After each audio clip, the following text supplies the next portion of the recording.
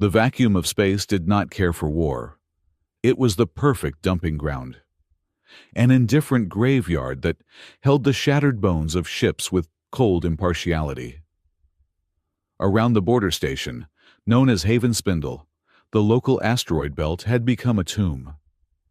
Only 3 days had passed since the Aurelius Dominion fleet had punched through the sector, a casual display of overwhelming force. They were not aiming for the spindle itself. The station was too insignificant. A mote of dust populated by species the Dominion classified as secondary or tertiary. Humans, of course, were ranked firmly in the secondary tier, useful for menial labor on third-rate colonies, and not much else. The Dominion, a multi-species juggernaut welded together by military might and the cold, infallible logic of its strategic super-AI, the Crown Mind, did not waste ordnance on secondary targets unless they became inconvenient. This time, the target had been a cluster of independent freighters accused of smuggling. The pirates who preyed on the sector's chaos had joined the fray, hoping to pick the freighters clean. The Aurelius fleet had simply erased them all. Now, the debris field chimed and groaned, a symphony of tortured metal and venting gases.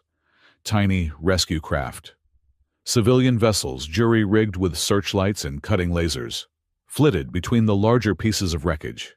They were flies picking over the carcass of a lion, hoping to find something other than death. Adrian Cole piloted his skiff, the Second Opinion, with a practiced, weary precision. The skiff was a patchwork horror, its maneuvering thrusters salvaged from 3 different models, its hull plated with scavenged metal. Its cockpit smelled perpetually of burnt wiring and the cheap synthetic coffee he mainlined from a battered thermos. Haven Control. "This is Cole," he murmured into his headset, his voice a low gravel. "Sector Grid 94 Delta. I've got another cold hull. Looks like a Xylos freighter. No life signs, just chunky salsa. I'm moving on." The reply was tinny, distorted by the dense metallic interference. "Acknowledged, Cole." "Watch your 6. We're painting pirate signatures sniffing around the edges again. They get bolder every hour." "Let 'em sniff," Adrian grunted. "Banking the skiff around the jagged spine of a cruiser? Maybe they'll find a warhead I missed. Solve all my problems." He cut the comm. Adrian Cole was, according to his station manifest, a sanitation and systems technician. A plumber. He fixed leaks, unclogged protein recyclers, and occasionally applied duct tape to a sputtering coffee machine in the refugee sector. He told everyone that was all he was, just a guy trying to keep the pipes clean and the coffee flowing. The sarcasm was his armor. Beneath it, hidden in the scar tissue of his memory, was the truth. He was a medic of uncommon skill. He was a hacker who could interface with systems that would fry a normal mind. And he had once been a soldier, a very good one, until the Aurelius Dominion and its Crown Mind had calculated that his home colony, Cygnus 4, was an acceptable loss. They had sterilized it from orbit, erasing his family, his life, and his purpose in a single, efficient barrage of kinetic strikes.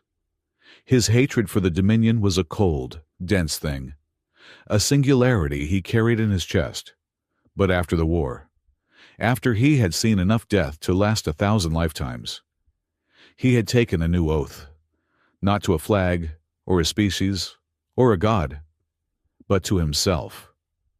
He would fix what was broken. He would heal. It was a stupid, pointless gesture in a galaxy dedicated to tearing itself apart. But it was his. His proximity alarm shrieked. He killed the thrust, letting the skiff drift into the shadow of a truly colossal wreck. This wasn't a freighter or a pirate vessel. This was Aurelius, a Dominion destroyer, or what was left of it.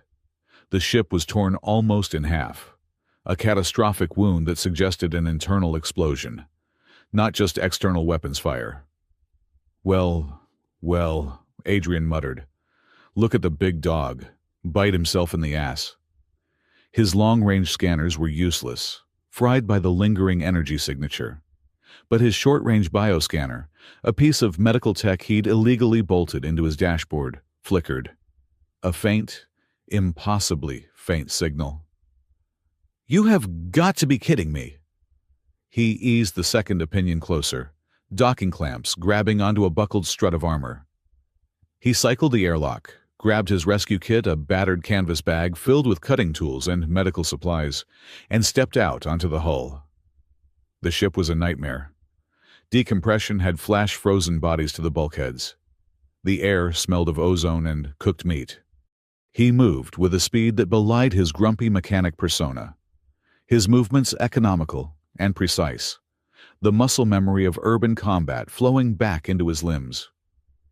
He bypassed a sparking security panel with a few deft moves of his multi-tool, the door hissing open. He found the source of the signal on the auxiliary bridge. It was a single figure, slumped against a shattered command console. The warrior was female. Tall, even when collapsed. Her species indeterminate beneath the armor. The armor itself was ceremonial, etched with patterns that shimmered faintly, though now it was mostly blackened and melted.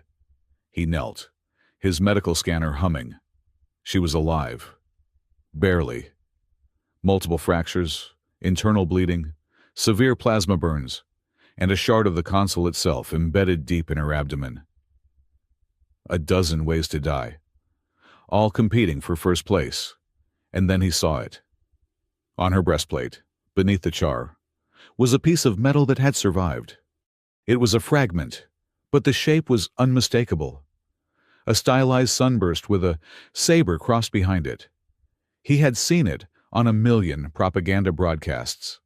A symbol of absolute power and ruthless efficiency. It was the personal sigil of the Aurelius Empress herself. Adrian froze.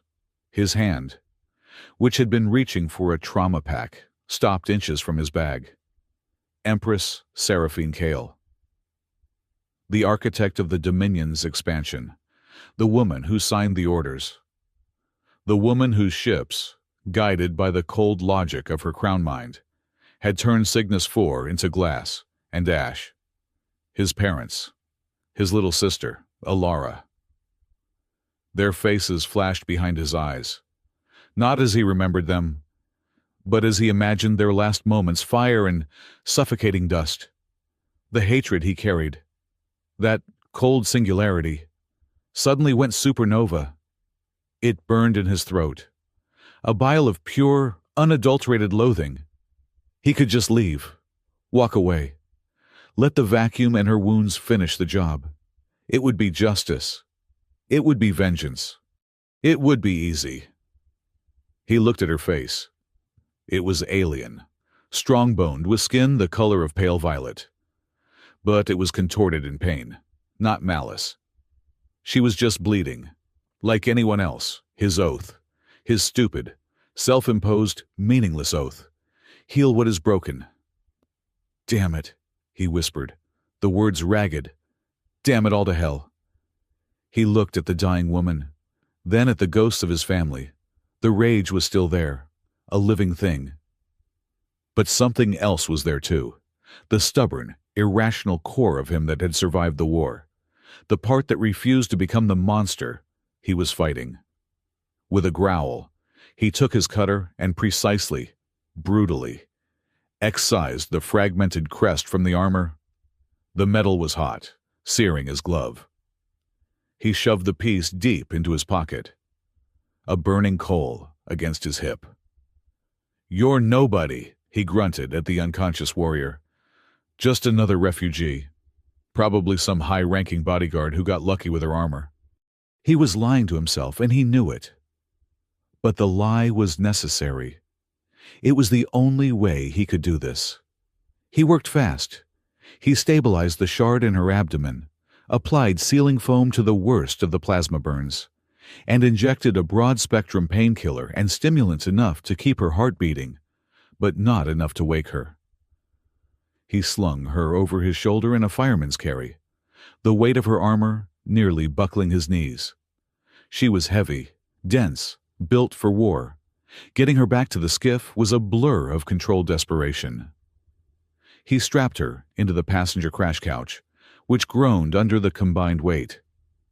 "Haven control," he said, his voice carefully level as he blasted away from the wreck.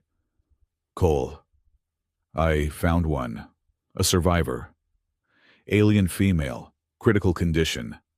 I'm bringing her in hot. I'll be taking her to my clinic in the refugee sector. She won't survive a trip to the main medbay, and I don't want your bureaucrats scanning her until I say she's stable." It was a flimsy excuse, but the Haven controllers were overworked and underpaid. They didn't care where the bodies went. As long as the paperwork was filed eventually, whatever, Cole. Just don't bleed on the promenade. Control out. Adrian pushed the second opinion to its limits. He docked in a forgotten cargo bay, one he'd rerouted the security feeds for years ago. His clinic was 2 levels down, hidden behind the wall of a defunct sanitation hub. It was a large, forgotten storage room that he had slowly converted into a makeshift trauma center. It was pure human ingenuity, a testament to making do. His operating table was 3 standard cargo tables welded together. His diagnostic scanner was a patched-up veterinary model from a century-old colony ship. His sterilization unit was a modified nutrient paste cooker. The shelves were packed with black market pharmaceuticals, stolen medkits, and refugee donations. It was, as he often joked, held together by duct tape and wishful thinking. But it was clean. And it worked. He transferred the woman to the operating table, the metal groaning. He cut away the ruined, high-tech armor, a process that took almost an hour. Beneath it, she was all lean muscle and pale violet skin, marred by the livid, weeping burns and the deep, ugly puncture wound. As he worked, cleaning the abdominal wound, he felt a sudden chill. The injury was wrong. The edges weren't just from the shrapnel. They were cauterized with a precision he recognized. It was the signature of a Dominion phase knife, the kind issued exclusively to the Imperial Guard. The kind of weapon used for close, personal work. This wasn't just a combat injury. This was an execution. An assassination attempt. He was irrigating the wound when her eyes snapped open. They were not the hazy, yin-focused eyes of a patient floating on painkillers. They were the color of a blue-white star, sharp, analytical, and filled with a cold, terrifying intelligence. She didn't speak. She just watched him. Her gaze flicked from his face to the tools in his hands, to the makeshift clinic around them, to the IV line he'd expertly inserted into her arm. "Easy," Adrian said, not stopping his work. "You're on Haven Spindle. You were in a wreck. You're not in good shape. But you'll live. Probably." Her voice was a dry rasp, but it held an undeniable core of authority. "Who are you, Adrian Cole?" "I'm the plumber." He gestured with a bloody scalpel. "Sometimes the pipes leak red." She stared at him, her gaze unwavering. He could feel her analyzing him, peeling back his sarcastic armor with the ease of a master interrogator. She saw the way he held his tools, the efficiency of his movements, the calm in his eyes that only came from seeing far too much. "You are no plumber," she whispered. "And you're no tourist," he countered, his voice flat. He pointed the scalpel at the hole in her gut. "That's a clean entry, cleaner than shrapnel should be. Looks like someone up close really didn't like you. Someone with expensive taste in knives." He didn't mention the Imperial Guard. He didn't mention the crest burning a hole in his pocket. He just stated the fact. A flicker of something crossed her face. Surprise, respect. It was gone in an instant. She closed her eyes for a moment, gathering her strength. "My name," she said, her voice a fraction stronger, "is Sarah. I was a strategist. On the Vindicator, Sarah." A lie, he knew it. And she knew he knew it. But the lie was a contract, a temporary truce. "Well, Sarah," Adrian said, turning to prep a dermal regenerator. "Welcome to the bottom of the galaxy. Try not to bleed on my floor. I just patched that section." He worked on the only sounds in the room, the hum of the ancient regenerator, and the quiet, steady breathing of the galaxy's most powerful warrior. He felt her eyes on him, a weight he had never experienced. He was tending the wounds of his mortal enemy, a woman who held the power of life and death over trillions. And as he worked, a new, cold dread settled over him. If this was an assassination, if someone inside the Dominion had tried to kill the Empress, then the chaos that had created the graveyard outside was only the beginning. It was a coup, and he had just dragged the single, most valuable, and most dangerous person in the galaxy into his secret refugee clinic. He finished his work, applied the last sterile bandage, and stepped back, wiping his bloody hands on a rag. Sarah was watching him, her expression unreadable, but her eyes, those impossibly bright, intelligent eyes, held a silent, terrifying understanding. She knew that he had seen the wound. She knew that he had understood its meaning, and he knew that she was far, far more than she claimed. The plumber and the Empress stared at each other in the dim light of a stolen medical bay. Two enemies bound by a lie, a shared secret, and a galaxy that was about to erupt in flames. For 3 days, the clinic was a pocket of pressurized quiet. Sarah drifted in and out of consciousness, her body knitting itself back together with a speed that startled Adrian. His work had been precise, but her biology was doing the heavy lifting. When she was finally lucid for more than an hour, her first coherent observation was that the room was an insult to engineering. Her accommodations were a cot in a curtained-off alcove. The clinic itself was a cavernous storage bay, the air thick with the smell of antiseptic, ozone, and the ever-present synthetic coffee. The operating table she had occupied was... She now saw literally 3 standard-issue dining tables welded together, their surfaces covered with a sheet of medical-grade steel that was probably scavenged from a derelict. The diagnostic scanners were a joke. A veterinary model from a bygone era sat next to a military field scanner, so old it still had physical buttons. Wires snaked across the floor, held down with thick, silver tape. The pharmacy was a series of metal lockers, overflowing with mismatched bottles, injectors, and suture kits, many bearing the faded markings of smuggling guilds or black market suppliers. It was, Sarah concluded with a sinking feeling, entirely human, a chaotic, desperate, inefficient mess that should not, by any law of physics or logistics, actually function. And yet, it did.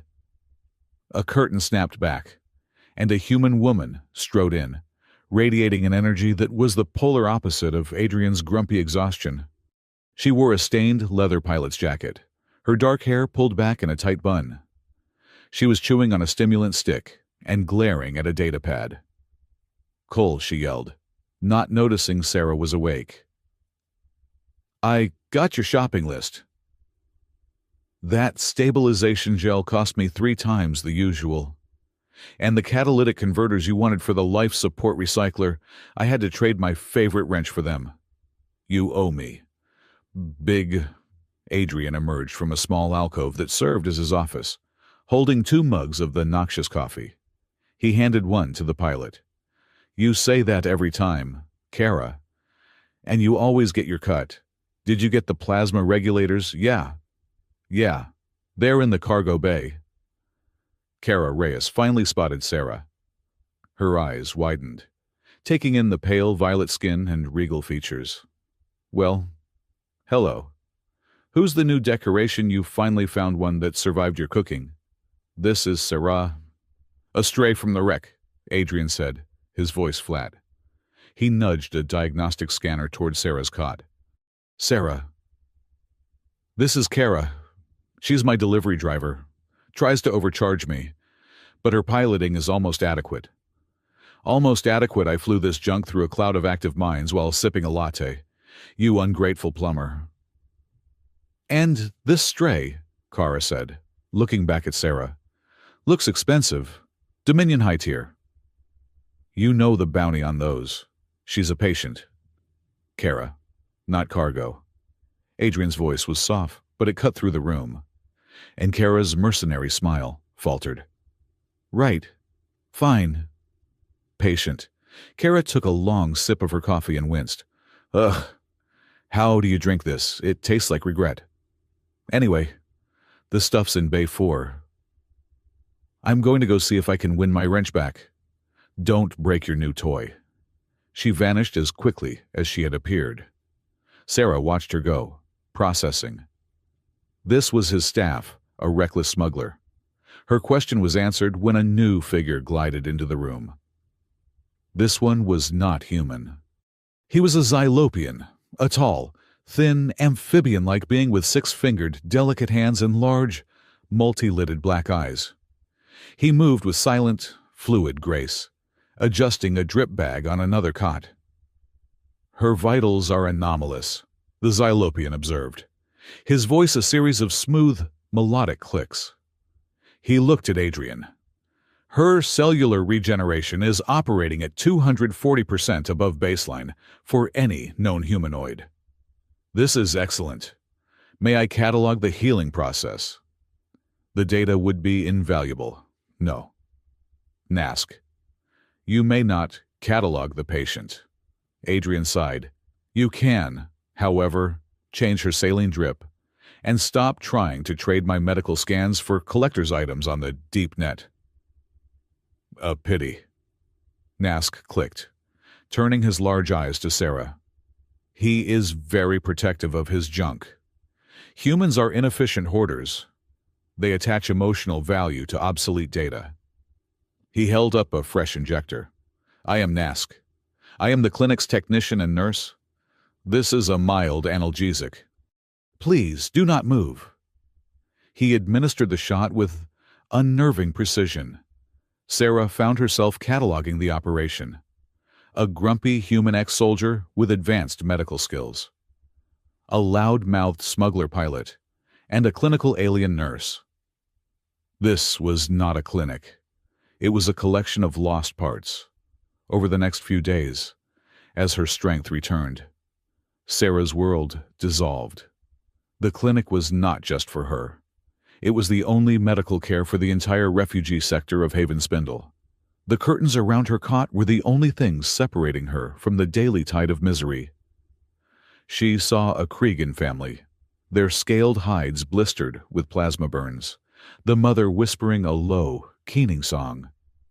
She saw an old human man whose lungs were failing, poisoned by recycled air from a derelict ship. And she saw the children. They were everywhere, orphans and strays who treated the clinic as a grim playground. They would dart in and out, stealing nutrient bars until Nask shooed them away. One, a small Twi'lek girl with pale green skin and underdeveloped headtails, would often hide near Sarah's cot, watching her with wide, curious eyes. On the fifth day, the girl, whose name she learned was Miri, crept closer while Adrian was changing Sarah's bandages. "Are you a queen?" Miri whispered. Sarah froze.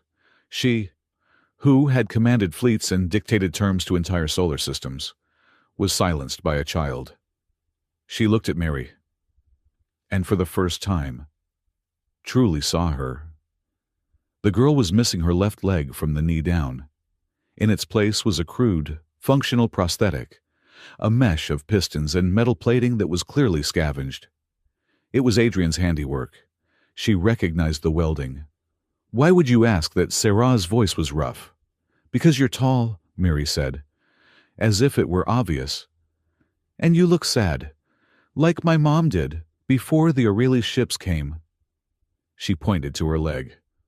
"The Crown Mine said our village was a low-priority loss. That's what the soldier told us. This leg is better, though. Adrian made it. It has a hidden compartment for snacks." Sarah felt the world tilt. The Garin Delta campaign. She remembered it. A minor stabilization action. The Crown Mine had projected civilian casualties at 4.6%. An acceptable margin to ensure the destruction of a rebel outpost. 4.6%. She had signed the order. Before, these were just numbers. Cold data points on a strategic map, processed by the infallible logic of the Crown Mind. They were the cost of stability, the price of a unified, efficient galaxy. But here, in this room, the cost had a face. It had a name. It had wide, curious eyes and a prosthetic leg with a snack compartment.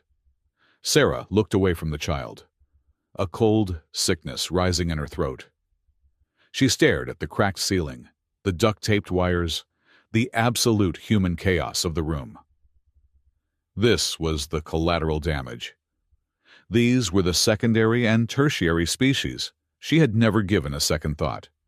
And the man patching them up, the man who had saved her, was one of them. "Scram! Miri!" Adrian said. His voice gentle as he shooed the girl away. "Go bother Nask. Tell him I need the microbial cultures for Sector 3. Miri giggled and ran off, her prosthetic leg clanking. Adrian turned back to Sarah, his expression unreadable. "She's a good kid." Sarah said nothing. She felt the sutures pull as her stomach tightened. The wounds she had sustained on the destroyer were agonizing, but they were clean. These new ones, the ones opening inside her, felt like they would never heal. They fell into a cautious routine. He would bring her nutrient broth. She would analyze him. She would ask for news from the outside. He would provide it on a cracked datapad, and then he would analyze her reactions. "The Dominion has declared a no-fly zone around the entire sector," she noted one morning, her voice regaining its resonant authority. She was studying the galactic news feed. "They're citing pirate activity. But this formation..." She traced a finger over the holographic map. "It's a strategic blockade, not a patrol. They've left a deliberate gap in the asteroid field at Grid Omega. It's a classic funnel trap. They're inviting an attack. It's inefficient. It wastes fuel and leaves their southern flank exposed." Adrian just grunted, soldering a circuit board from a malfunctioning water purifier. "You're a real armchair general. Sarah, me. I'm just glad they're keeping the pirates busy. Bad for the plumbing when they start shooting." "And you," she countered, shifting the subject instantly. "Your medical knowledge. The triple suture stabilization you performed on my primary wound is not standard civilian practice. It is reminiscent of the Cygnus 4 field medicine protocols. Advanced, almost theoretical." His hand paused for a fraction of a second. The smell of burning solder filled the silence. "I read a lot," he said, not looking up. "It's a hobby. Keeps me busy when the faucets aren't leaking." "A hobby," she repeated, her gaze sharp. "You are a man of many hobbies. Plumber, your diagnostic skills, your surgical precision, your familiarity with military-grade trauma, and this clinic. It runs on no official budget. Yet you have supplies, black market friends," he said, clipping a wire. "People owe me favors. I fix their pipes. They find me medicine. It's the human way. We call it networking. You should try it. Might be better than whatever it is you did. Strategist, wasn't it?" The tension between them was a tangible thing. A humming wire. They were two masters of deception, circling each other, each knowing the other was a liar. He knew she was no mere strategist, and she knew he was no mere plumber. The stalemate was broken by High Marshal Dravic. The regular newsfeed, filled with banal reports on trade tariffs and shipping delays, was suddenly cut. The golden sunburst of the Aurelius Dominion filled the screen. Then, the High Marshal himself appeared. Dravic was the image of Dominion power, a stern, charismatic Xylos, his features radiating absolute confidence, his dark uniform immaculate. He stood before the full Imperial Senate. Sarah's breath caught. Citizens of the Dominion. Kor's voice boomed, full of synthetic-backed gravitas. It is with a heavy heart that I must inform you of a tragedy. Our glorious Empress, Seraphine Kale, is missing. Sarah's face went pale, her hands clenching the thin blanket on her cot. Lost, Kor continued, his expression a perfect mask of sorrow, following a vicious assassination attempt by traitorous elements within her own guard. Rebels who seek to destabilize our glorious unity and shatter the peace we have built. Adrian looked up from his work, his eyes fixed on Sarah. Her mask was cracking. This was real. These irrational elements, Kor declared, his voice hardening, were inflamed and supported by rogue species, particularly human insurgents who have long festered at the edges of our civilization. They have struck at the very heart of our stability. Human insurgents, Adrian whispered, his blood running cold. He's painting a target. But fear not, Kor slammed his fist on the podium. The Crown Mind remains. Its logic is our shield, in accordance with emergency protocols. I, High Marshal Kor, am assuming temporary supreme command of all Dominion forces. We will hunt these traitors. We will find our Empress. We will restore order. The broadcast ended. The clinic was silent, save for the hum of the purifier. Dravic, Sarah said, her voice a low, terrifying whisper of ice. He was my student, my most trusted general. He did this. He did this. Adrian agreed, standing up. And he just blamed my entire species for it. He's cleaning the house. And he's making sure everyone knows who to hate. He looked at her. The old, familiar anger mixing with a new, immediate dread. He's hunting you, which means a deafening explosion rocked the entire station. It was not a distant space battle, it was close. Inside. The lights flickered. Died. Then came back on under the emergency battery, bathing the clinic in a sickly red glow. Alarms blared, the station-wide alert for an internal security breach. Kara's voice screamed over Adrian's personal comm. Adrian, we've got intruders. They're not pirates. They're not station-sec black ships. No transponders. Just docked without permission. They're dropping troops in the refugee sector. They're organized. Coal. Metal.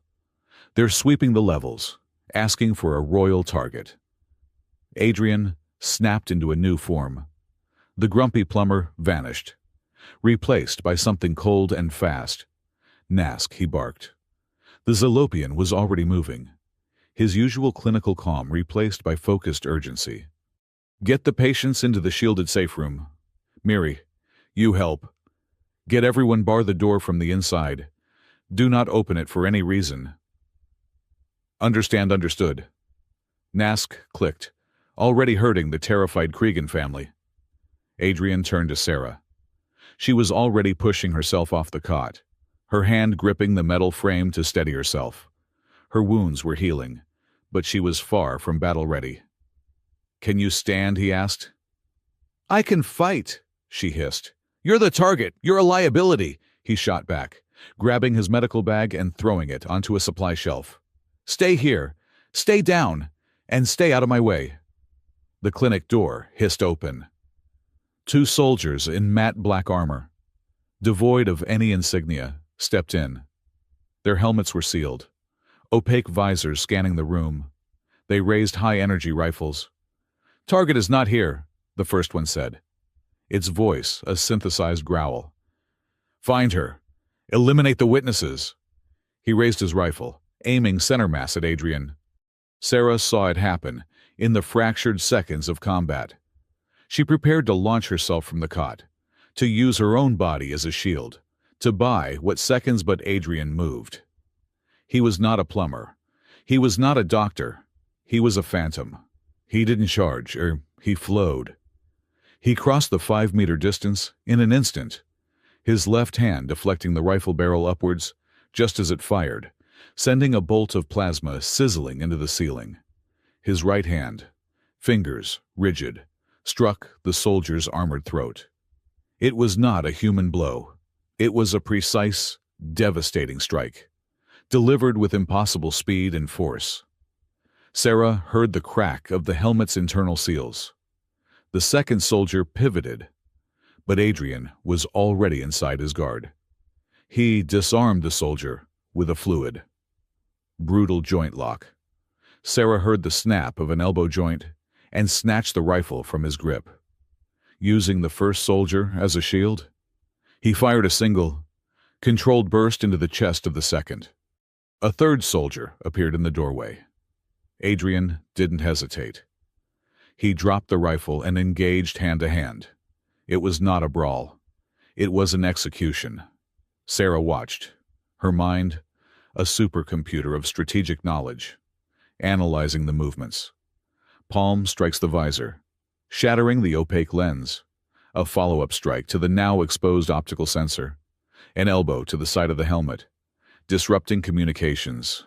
A sweeping leg kick, not to the knee, but to the ankle, breaking the soldier's stance.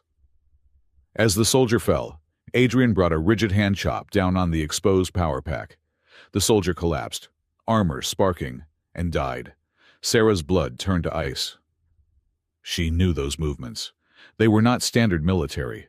They were not even elite guards. They were from the forbidden texts, the whispers in the Dominion's highest intelligence circles. Paladin Protocol, Section 7, CQC takedowns. A combat drone, a sleek, black teardrop, whined into the room, its rotary cannon spinning up. "Target acquired!" It buzzed, locking onto Sarah. Adrian didn't panic. He dove behind the welded-together operating table, bullets and plasma bolts chewing the metal where he'd been. He ripped something from under the collar of his shirt. It was a thin, metallic choker. Something Sarah had assumed was a piece of crude human jewelry. It was a neural interface. He jammed a connector from his datapad into a port on the interface, his other hand flying across the pad's surface. "Halt! Logic override."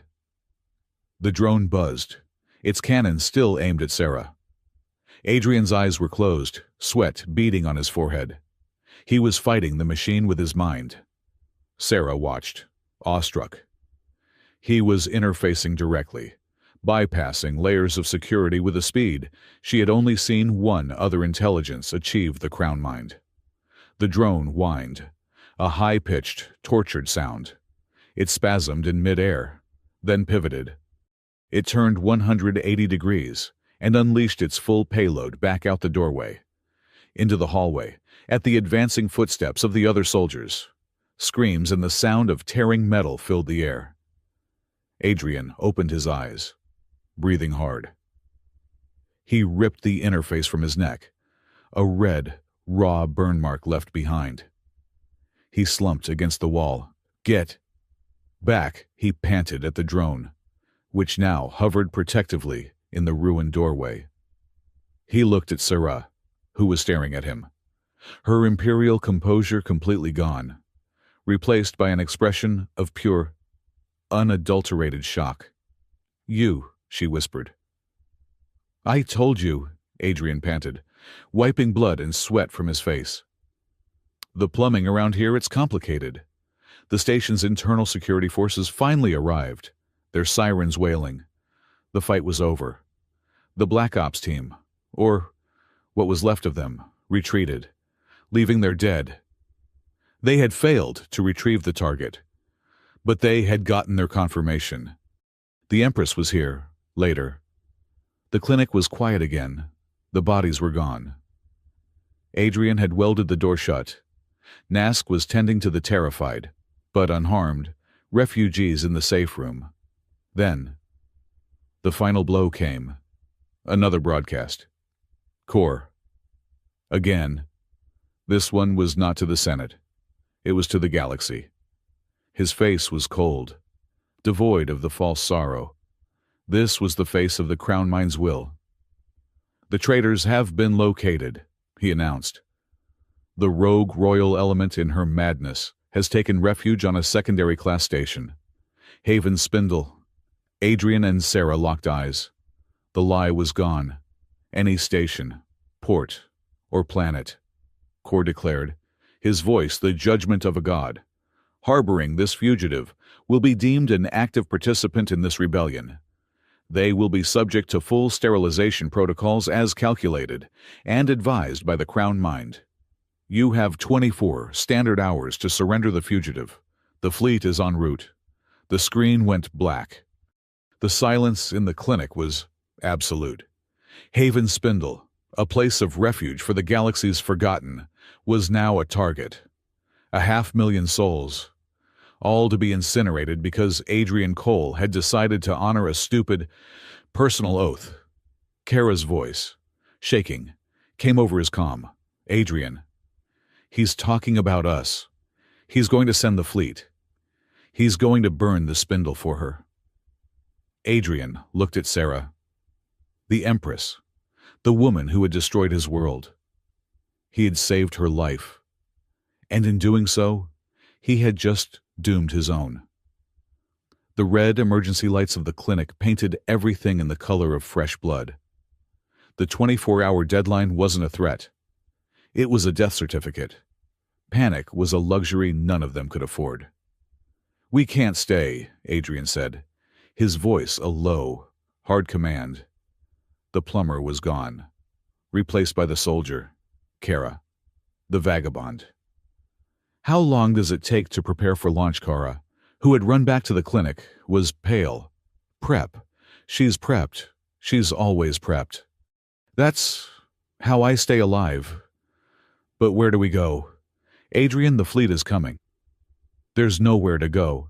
The Spindle is the only deep space port in this sector. She's right. Nask clicked. His usual calm fractured. The Xylopian was securing Miri and the other children in the small, shielded safe room. The Dominion blockade will scan any outbound vessel. We will be classified as fugitives and incinerated before we clear the inner asteroid belt. We're not going out, Adrian said. He tapped a console, bringing up a star chart he had kept hidden in his private files. It was a dense, chaotic map of the asteroid field, but one sector was highlighted in green. We're going in, Kara squinted at the map. The Karen belt. Are you insane? That's not a belt. It's a grinder. It's full of high-energy ion storms, uncharted magnetic fields, and, oh, her eyes widened. And the graveyard. Exactly, Adrian said. The ion storms and metallic density make it impossible for the Crown Mind to get a clean long-range scan. It can't calculate a firing solution. It's too chaotic. It's the one place an algorithm hates. Sarah, who had been listening with a terrifying cold focus, spoke. A sound strategy. Deny your enemy their primary weapon predictive analysis. But to what end? We hide. They wait. We ran out of air. They win. We're not just hiding, Adrian countered, grabbing medical supplies and stuffing them into bags. There's a station deep in the belt. An old mining outpost, designated sanctuary. It's off all modern charts. It's shielded, self-sustaining, and most importantly, quiet, Nask. Get the critical patients ready for transport. The Kregan mother, the old man with lung failure, and Miri. The others will have to shelter with station security. We can't take them all. and her Kara jerked her chin at Sarah. She's the reason we're running. What's her ticket? Adrian and Sarah locked eyes. She's a patient, Adrian said, the lie tasting like ash. And she's my responsibility. This is getting complicated. Plumber, Kara muttered, but she ran for her ship. The journey from the clinic to the Vagabond was a nightmare of screaming civilians and panicked station security. They moved through service tunnels, Adrian and Nask carrying the patients on hover stretchers, Sarah moving under her own power. She was still weak, but her gait was steady, her eyes scanning every corridor, every intersection, a general evaluating a battlefield. Kara's ship, the Vagabond, was a freighter that looked like it had lost a fight with a scrapyard and then been put back together in the dark. It was a hulking, asymmetrical beast. Its hull, a patchwork of mismatched plates. Its engines whining with a sound of mechanical protest. She's not pretty, Kara yelled over the alarms as they sealed the cargo bay ramp. But she's fast, and she's invisible. Her transponder codes are looped, and her heat signature is masked to look like a mid-sized asteroid. Usually, Sarah asked, strapping herself into a crash couch in the cargo bay next to the patients. Depends on the plumbing, Adrian yelled back from the cockpit, where he was co-piloting. Hit it, Kara. The Vagabond blasted out of the docking bay, the ship shaking so violently Nask had to manually hold the stretchers in place. They didn't head for open space. They dove, engines at full burn, straight toward the glittering, chaotic mass of the asteroid field. Dominion cruiser on intercept, Kara shouted, her hands flying across the console. They're launching fighters! Ignore them! Adrian yelled. His own fingers, a blur on a secondary console, rerouting power from life support to the rear shields. Just get us into the storm, the ship screamed as it hit the outer edge of the ion field. The cabin lights didn't just flicker, they exploded. They were plunged into darkness, lit only by the emergency red strips and the terrifying silent flashes of blue and purple energy visible through the cockpit viewport. The ship groaned, the sound of metal being twisted. Hull integrity at 80%, Kara yelled, fighting the controls as a magnetic wave seized the ship. We're caught in a cross-current I can't steer. The fighters are right behind us, Adrian said, his voice tight. They're following our wake. Sarah unstrapped herself. She moved to the cockpit, her hand gripping a support rail, her body swaying with the ship's agony. The storm is not a wall, pilot. It is a river. You are fighting the current. Use it. Kara glared at her. And who the hell are you? Lady, I am a strategist, Sarah said, her voice cutting through the chaos. Now, listen, the fighters are flying on standard pursuit algorithms. They are compensating for the magnetic flux. Stop compensating. Do the opposite. On my mark, kill portside thrusters and vent plasma from the aft starboard manifold. Vent plasma. That'll light us up like a holiday tree, Kara protested. Do it, Sarah commanded. She's insane. Adrian. Just do it, Kara, Adrian yelled, his gut telling him this was more than a guess. Fine, Mark. Kara slammed her fist onto the controls. The ship lurched violently to port, and a massive plume of superheated plasma vented from the side. The Vagabond spun wildly, tumbling end over end, directly into the path of a denser part of the storm. Through the viewport, they saw the 3 Dominion fighters, unable to correct for the sudden, illogical maneuver, overshoot their position. The magnetic cross-current that Kara had been fighting caught them broadside.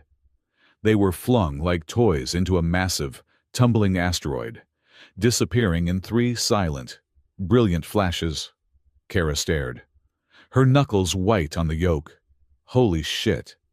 Adrian looked back at Sarah, who was already studying the sensor readings.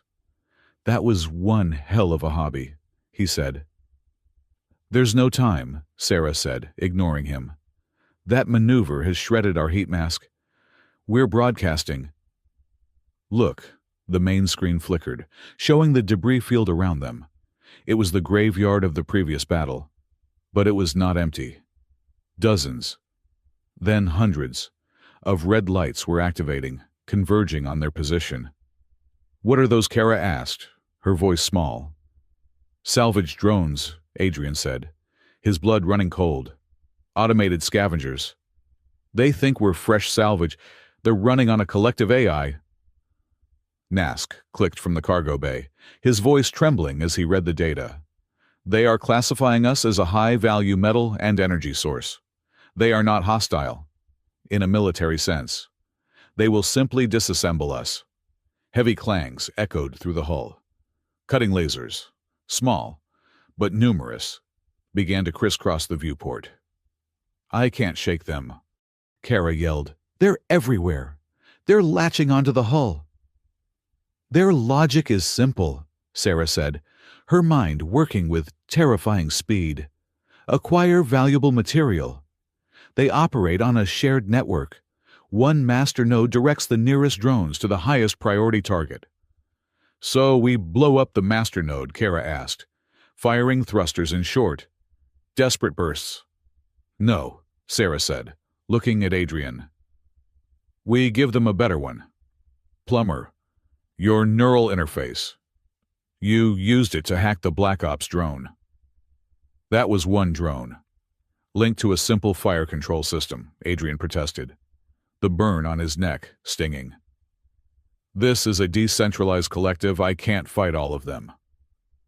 "Do not fight them," Sarah said, her blue-white eyes boring into his. "You do not understand your own strength. Your mind moves like a human, not an algorithm. It is chaotic. That is your weapon. Do not attack their network. Join it. Find the master prioritization protocol. Do not try to delete it. Corrupt it. How create a ghost? A false signal. Something their logic cannot ignore." Her voice dropped, becoming precise, technical, a string of code. "They are prioritizing us based on our engine signature and metal content. You must create a false signal with an energy signature 1,000% higher. A derelict Aurelius Warcore. Use the ion storm's background radiation as a carrier wave to mask your insertion. Do not just tell them it is there. Make them believe it. Convince the algorithm that it is the single most valuable piece of salvage in the galaxy." Adrian stared at her. This was not a guess. This was not a hobby. This was high-level Aurelius cyber warfare doctrine, the kind only the architects of the Crown Mind would know. He didn't have time to argue. Another heavy clang rocked the ship. A cutting torch was slicing through the outer hull near the engine room. "Nask, keep that spot cooled. Buy me time," Adrian yelled. He slammed his hand onto the console, ripping the neural interface from its clip. He jammed the connector into his datapad and then into the port on his neck. The universe dissolved. He was no longer in the cockpit. He was in a sea of pure logic, a thrumming, cold space of data. The drone collective was a vast, silver web. He felt the drones, hundreds of them, like spiders on the web, all moving toward the juicy, vibrating signal of the vagabond. He hid in the static of the ion storm, a ghost in the machine. He found the master protocol. It was a crystalline structure, pulsing with simple, greedy commands. Find, acquire, prioritize. He didn't attack it. He did as Sarah said. He seduced it. He built a lie. He gathered the ambient energy readings of the storm, the lingering radiation from the destroyed Dominion fighters, and the echo of his own ship's core. He wove them together, creating a beautiful, terrible signal. A false image of a breached Aurelius singularity core, bleeding raw power, a prize beyond measure. He didn't just upload it. He became it. He projected his own human desire, his own desperate need to be found, into the signal. It was illogical. It was emotional. It was a beacon of pure, fabricated longing. And the cold, simple logic of the drone network snapped. The crystalline structure shattered and reformed, instantly reprioritizing. The new signal was not just a target, it was a god. In the cockpit, the clanging stopped. The cutting lasers vanished. Adrian Kara whispered, "What's happening through the viewport?" They watched as the entire swarm of red lights, hundreds of drones, turned as one. They disengaged from the vagabond's hull and blasted off into the storm, a river of metal chasing a ghost. Adrian ripped the interface from his neck, collapsing back into his chair, gasping. The cabin smelled of his own burnt ozone. He was shaking, slick with sweat. It worked, Kara breathed, her hands falling limp from the controls. It actually worked. The ship was free. They drifted in the quiet, wounded, but alive, for a long time. The only sound was the protesting whine of the engines and the faint, terrified whimpers from the cargo bay. Kara kept her eyes on the scanners, guiding them deeper into the belt. Nask was tending to the patients. Adrian sat in the co-pilot's chair, his head in his hands, the adrenaline draining away, leaving only the bone-deep cold of hatred and suspicion. He unstrapped himself. He walked back into the cargo bay, past the stretchers. Sarah was standing near the airlock, watching him. He stopped a few feet from her. His hand was shaking. "The Cygnus 4 field medicine protocols," he said, his voice dangerously quiet. "The cyber warfare doctrine for corrupting a decentralized AI collective. These are not hobbies. Sarah, they are not things a simple strategist would know." She held his gaze. She did not flinch. "You are not a plumber, Adrian." The rage that he had been carrying since Cygnus 4, the cold singularity in his chest, began to burn. "I know what you are, or at least who you work for. You are Aurelius High Command. You are one of the butchers." "The situation was complex," she began, her voice retaining its cold authority. "Complex." He lunged, moving with the speed from the clinic. He didn't hit her. He slammed his hand against the bulkhead next to her head, trapping her. His face was inches from hers, his eyes burning with a grief so profound it was indistinguishable from hate. "My home was on Cygnus 4, he whispered, the words tearing out of him. "My family, my sister. Was that complex? Was it a strategic necessity? Did you sign that order?"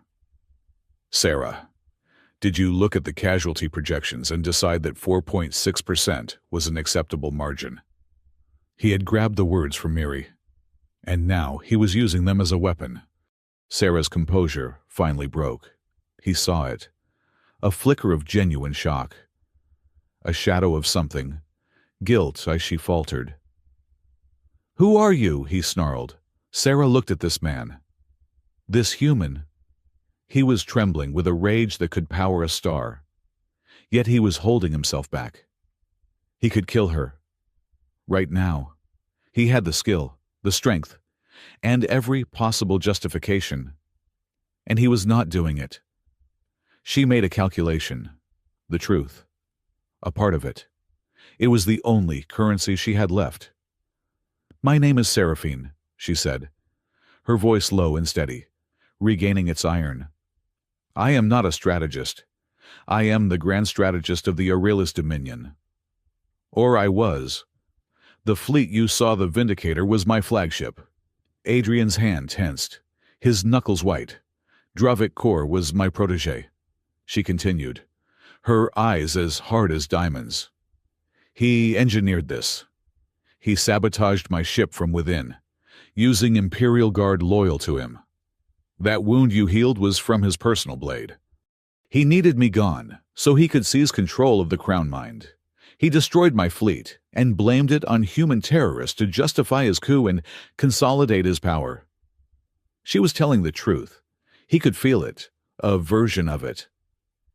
"And what do you want?" Adrian breathed. the words tasting like poison. You want to get back, you want to take control again, you want to go on stabilizing the galaxy. I want to stop him, she said, her voice fierce. Kor believes in nothing but the Crown Mind's logic. He sees the galaxy as an equation to be solved. He will optimize everything. Every species that is not efficient, every culture that is not productive, will erase them. Not out of malice, but because the algorithm demands it. I built the system to protect the galaxy. He is perverted. Adrian laughed. It was a horrible, broken sound. He slowly pulled his hand back from the wall. You built it. He stared at her, the final piece clicking into place. The Crown Mind. The stabilization campaigns. The acceptable margins. That was all you. He backed away, a look of profound, agonizing clarity on his face. He looked at her, then at the sleeping form of Miri on her stretcher, her little prosthetic leg jutting out. He looked back at Sarah. You're asking me? He said, his voice dripping with a corrosive, galaxy-weary sarcasm. A plumber from a colony your empire incinerated to help you get your throne back. You are asking the victim to save the butcher, because a worse butcher is in charge. He shook his head, the bitter laugh bubbling up again. That is a brilliant plan. Truly, the galaxy would die laughing if it ever found out. Sarah said nothing. She watched him, and for the first time, she saw the true strength of this secondary species. It was not his hidden combat skill. It was not his impossible hacking ability. It was this: the ability to stand in the wreckage of his life, face to face with the architect of his pain, and choose to hold a scalpel instead of a knife, to save a life when every instinct screamed for revenge. It was a stubborn, irrational, and terrifyingly powerful adherence to a value that transcended logic. We're here, Kara's voice crackled over the ship's intercom, breaking the spell. Sanctuary. I don't think it's a mining station. Adrian, you'd better get up here. Adrian gave Sarah one last look, a look that held all the unsolved equations of his hatred and his oath. He turned and walked back to the cockpit. He stepped onto the bridge and froze. The Vagabond was hovering inside a massive, hollowed-out asteroid. The interior was a vast, pressurized cavern, dark and silent. A docking bay, clearly military, was lit by faint running lights, and on the far wall, illuminated by the Vagabond's headlights, was a symbol, painted 20 meters high. It was a stylized sword crossed with a shield, wreathed in a double helix. Sarah had followed him. She stood in the cockpit doorway, looking at the symbol. Adrian's blood had drained from his face. He was staring at it, his hands clenched. I know that emblem, Sarah whispered, her voice tight with a new, dawning realization. It was in the most highly classified intelligence files. A failed human black project. A desperate attempt to create something. An augmented soldier. A counter to the Crown Mind. A program they called the Paladin Project. Adrian didn't turn. He just stared at the emblem, at the cold, dark, silent base. I've never seen it before in my life. He lied. But a memory, black and sharp as obsidian, flashed in his mind. A sterile room, the smell of ozone, the agonizing burn of a neural interface settling onto his spine, pain, and a voice telling him he was a shield, a paladin. This was no sanctuary. This was a tomb of his own making. He had brought them to the place where he was born, and where he thought he had buried his ghost for good. The silence of the docking bay was heavy, thick with the dust of dead years. It was not a silence of peace, but of absence. The air was stale, the metal cold to the touch. Adrian stared at the paladin emblem, his blood feeling like ice water in his veins. This was not a sanctuary. This was a grave. His grave. Kara, he said, his voice flat, all emotion scoured from it. "Get Nask and the patients into the medical bay. It's on the 3rd level, aft section. The system should be dormant, but the seals will be intact. Get them settled. Then lock the door. Adrian, what is this place?" Kara's voice was a nervous whisper. "That symbol, it's a bad memory," he said. "Go. Now." Kara, recognizing an order she could not question, scrambled to obey. Nask followed, his large black eyes fixed on Adrian for a beat too long, a silent question hanging in the air. As the cargo bay ramp of the Vagabond hissed, closed, leaving Adrian and Seraphine alone in the vast, dark cavern. She spoke. Her voice echoed slightly in the immense space. "A bad memory," she repeated. "A project to create a human weapon capable of interfacing with and theoretically defeating a strategic AI, a paladin, a holy knight for an atheistic age. It was deemed a catastrophic failure. The test subjects all went insane, or died from neural cascade. All but one. According to the files, one subject, designated Cole, escaped quarantine before the facility could be sterilized.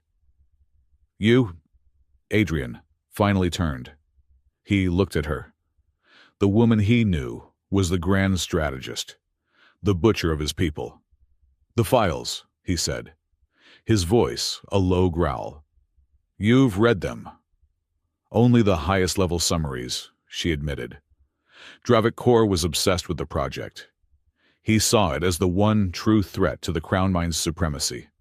A human mind, augmented to move at the speed of an AI but with the illogic of a human, a variable he could not calculate. He has been hunting for this place, and for you, for years. A sudden, sick realization dawned on Adrian. He wasn't just hunting for this place. He was watching it. He sprinted to the Vagabond, slamming his fist on the ramp controls. "Kara, get off the ship, it's a trap." The ship is a beacon, but it was too late. A klaxon, deafening and shrill, blared to life throughout the station. Red lights began to flash, casting the Paladin emblem in blood. The dormant systems were coming online, Sanctuary actual to Aurelius Fleet Command. A synthesized, long-dead voice echoed from the station speakers. "Subject Cole has returned. Paladin-class neural signature detected. Bait is taken. Transmitting coordinates." "No," Adrian whispered, his face ashen. He looked at the ceiling of the cavern, as if he could see through the kilometers of rock into the void outside. "He baited the trap," Seraphine said, her voice tight with a strategist's grudging respect. "He knew if I escaped, I would eventually cross paths with any significant rebel asset. He left the station intact, a whisper on the dark nets, a sanctuary, knowing the last paladin would eventually run here when he had nowhere else to go. He let us find each other. And you led me right to him. A new transmission overrode the station speakers. It was not a recording. It was live, a deep, resonant, and chillingly familiar voice. "This is High Marshal Dravik Kor to the fugitives within Sanctuary Station. Your struggle is over. Through the cavern's massive, long-shuttered viewport, space itself seemed to tear open. A dozen rips of blue-white light resolved into the terrifying, shark-like silhouettes of an Aurelius Dominion battle group. They emerged from hyperspace in perfect, menacing formation, their weapons ports already glowing. "Surrender the rogue royal element," Kor's voice boomed. "And the dangerous human paladin, Adrian Cole. You have 10 minutes to comply before sterilization protocols begin. We are not here to negotiate. We are here to restore order." Kara and Nask had run back out of the ship, frozen in terror at the foot of the ramp. Paladin Kara whispered, looking at Adrian. "What is he talking about?" Adrian ignored her. His eyes were locked on Seraphine. "He named me. He knew my name." "Of course he did," Seraphine said, her face grim. But he has made a mistake. He has revealed his hand. He's not finished, Adrian said, as a new signal pulsed, this one directed at his personal data pad. It was a private, encrypted channel. A special message for you. Plumber, Kor's voice said, now intimate and laced with cruel amusement. It was for his ears only. And another, Seraphine said, her own datapad chiming. A high-priority Imperial code. He is splitting us. Adrian opened his file. It was a text-only message, simple, direct, and utterly vile. To the Paladin Cole, I know what they did to you. I know what she did to your world. Cygnus 4, a tragic but necessary calculation. I am not my predecessor. I am a rationalist. You and I. We are both victims of her inefficient, emotionally compromised rule. You want revenge, I want order. Deliver her to me. Dead or alive, I do not care. Kill the Grand Strategist. It would be a fitting end. Would it not? A human ghost returned to haunt the butcher of his people? Do this, and I will give your species something she never would have future. I will designate 3 systems in the Terminus sector for human resettlement, autonomy, protection, an end to your secondary status. Your people will be safe, under my logical guidance. Refuse, and you will be sterilized with the rest of the station, your species last, best hope dying for the woman who murdered your family. The choice is logical, Paladin. Do not let sentiment cloud your judgment. You have 9 minutes. Adrian's hands were shaking. He could barely breathe. Revenge, autonomy, safety for his people, everything he had ever wanted, offered on a platter by his second worst enemy. All he had to do was kill his worst. He looked over at Seraphine. She was staring at her own datapad, her face a mask of stone, but her knuckles were white. What did he send you? Adrian asked, his voice rough. Seraphine looked up, her blue-white eyes meeting him. She didn't answer. Instead, she held up her datapad for him, for Kara, for Nask to see. It was not a text. It was a formal communication, displaying the full Imperial seal, and it was not addressed to Sarah or Grand Strategist. It began with one line. To my Empress, Seraphine Kale. The silence in the docking bay was absolute, broken only by the hum of the fleet's broadcast and the sudden, sharp intake of breath from Kara. Empress Kara whispered, her eyes wide with terror and disbelief. She looked from the datapad to the tall, wounded woman. Oh, no, no, no, no. Adrian! Who did you bring here? Nask simply stated the fact, his voice devoid of all its previous clinical curiosity, now just flat with horror. The Empress. She is the one who signed the Garen Delta stabilization order, the one that took Miri's leg, the one that sterilized my spawning colony. Adrian felt the floor drop out from under him. He had known. In his gut, he had known. The crest he had ripped from her armor. The one still burning a hole in his pocket. The command, the knowledge. But seeing the words, Empress Seraphine Kale, made it real. It was not just a general. It was not just a strategist. It was the apex predator, the symbol of everything. The woman whose face was on the banners that flew over the ships that had turned Cygnus 4 into a graveyard. The woman he had saved. The woman he had tended to. The woman whose lies he had accepted. You. He breathed.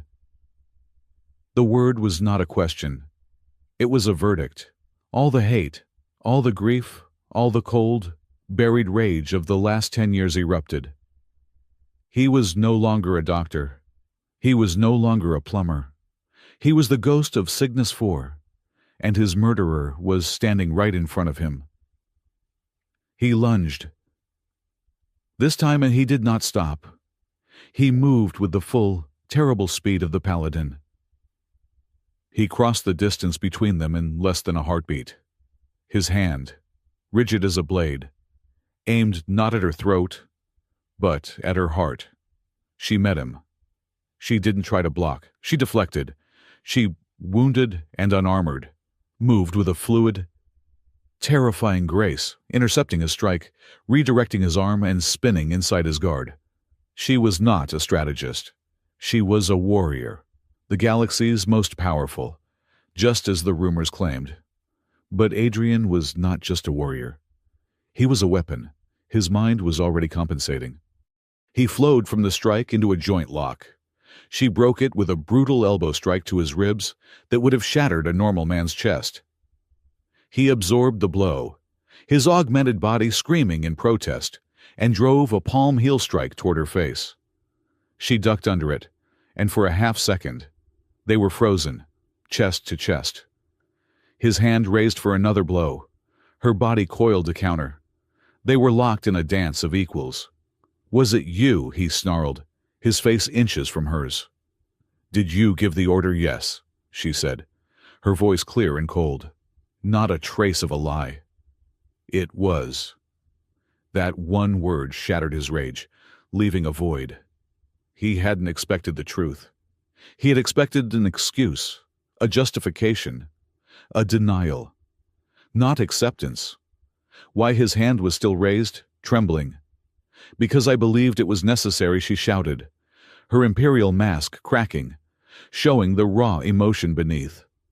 "Because the Crown Mind calculated it was the price for stability in a sector that was collapsing into civil war.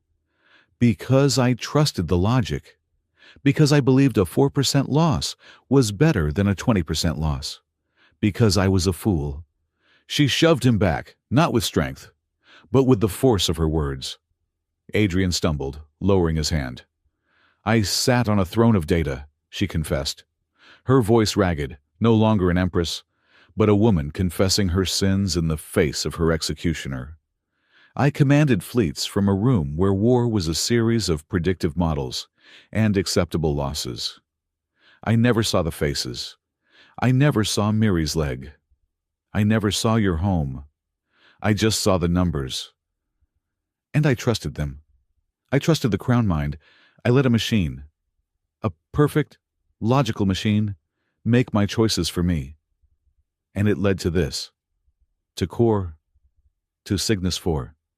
She looked at him, her blue-white eyes stripped of all authority, showing only a bone-deep weariness and a terrible, dawning shame. Dravik Core is what happens when logic has no heart left at all. He is what I was becoming. He is the Crown Mind, in flesh. He will not stop at 4%. Adrian. He will not stop until the galaxy is a single, perfect, silent equation. No art, no chaos, no illogical, stubborn, secondary species who insist on fixing things with duct tape and hope. He will erase humanity.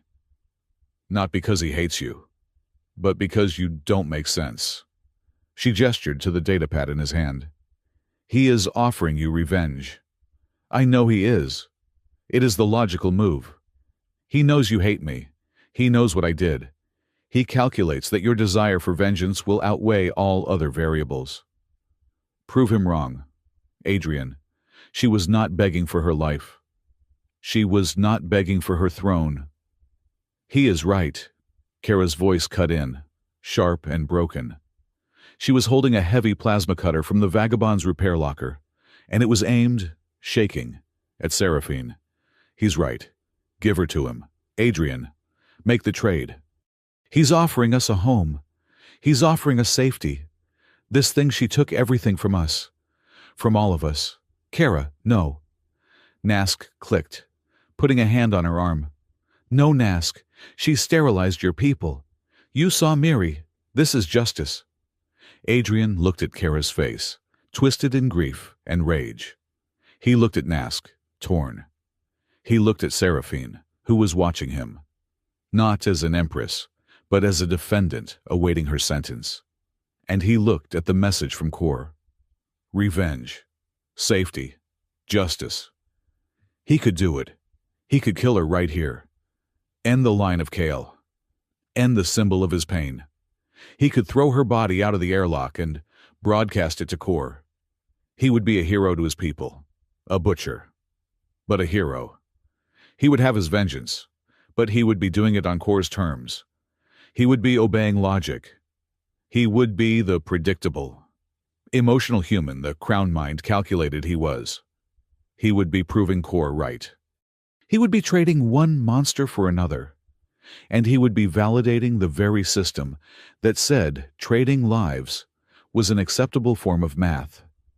His entire life, his oath, his stupid, stubborn insistence on healing it all, focused into this one impossible moment.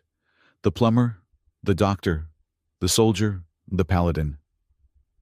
Who was he? He was the man who had pulled her from the wreck. He slowly, deliberately, closed the message from Core.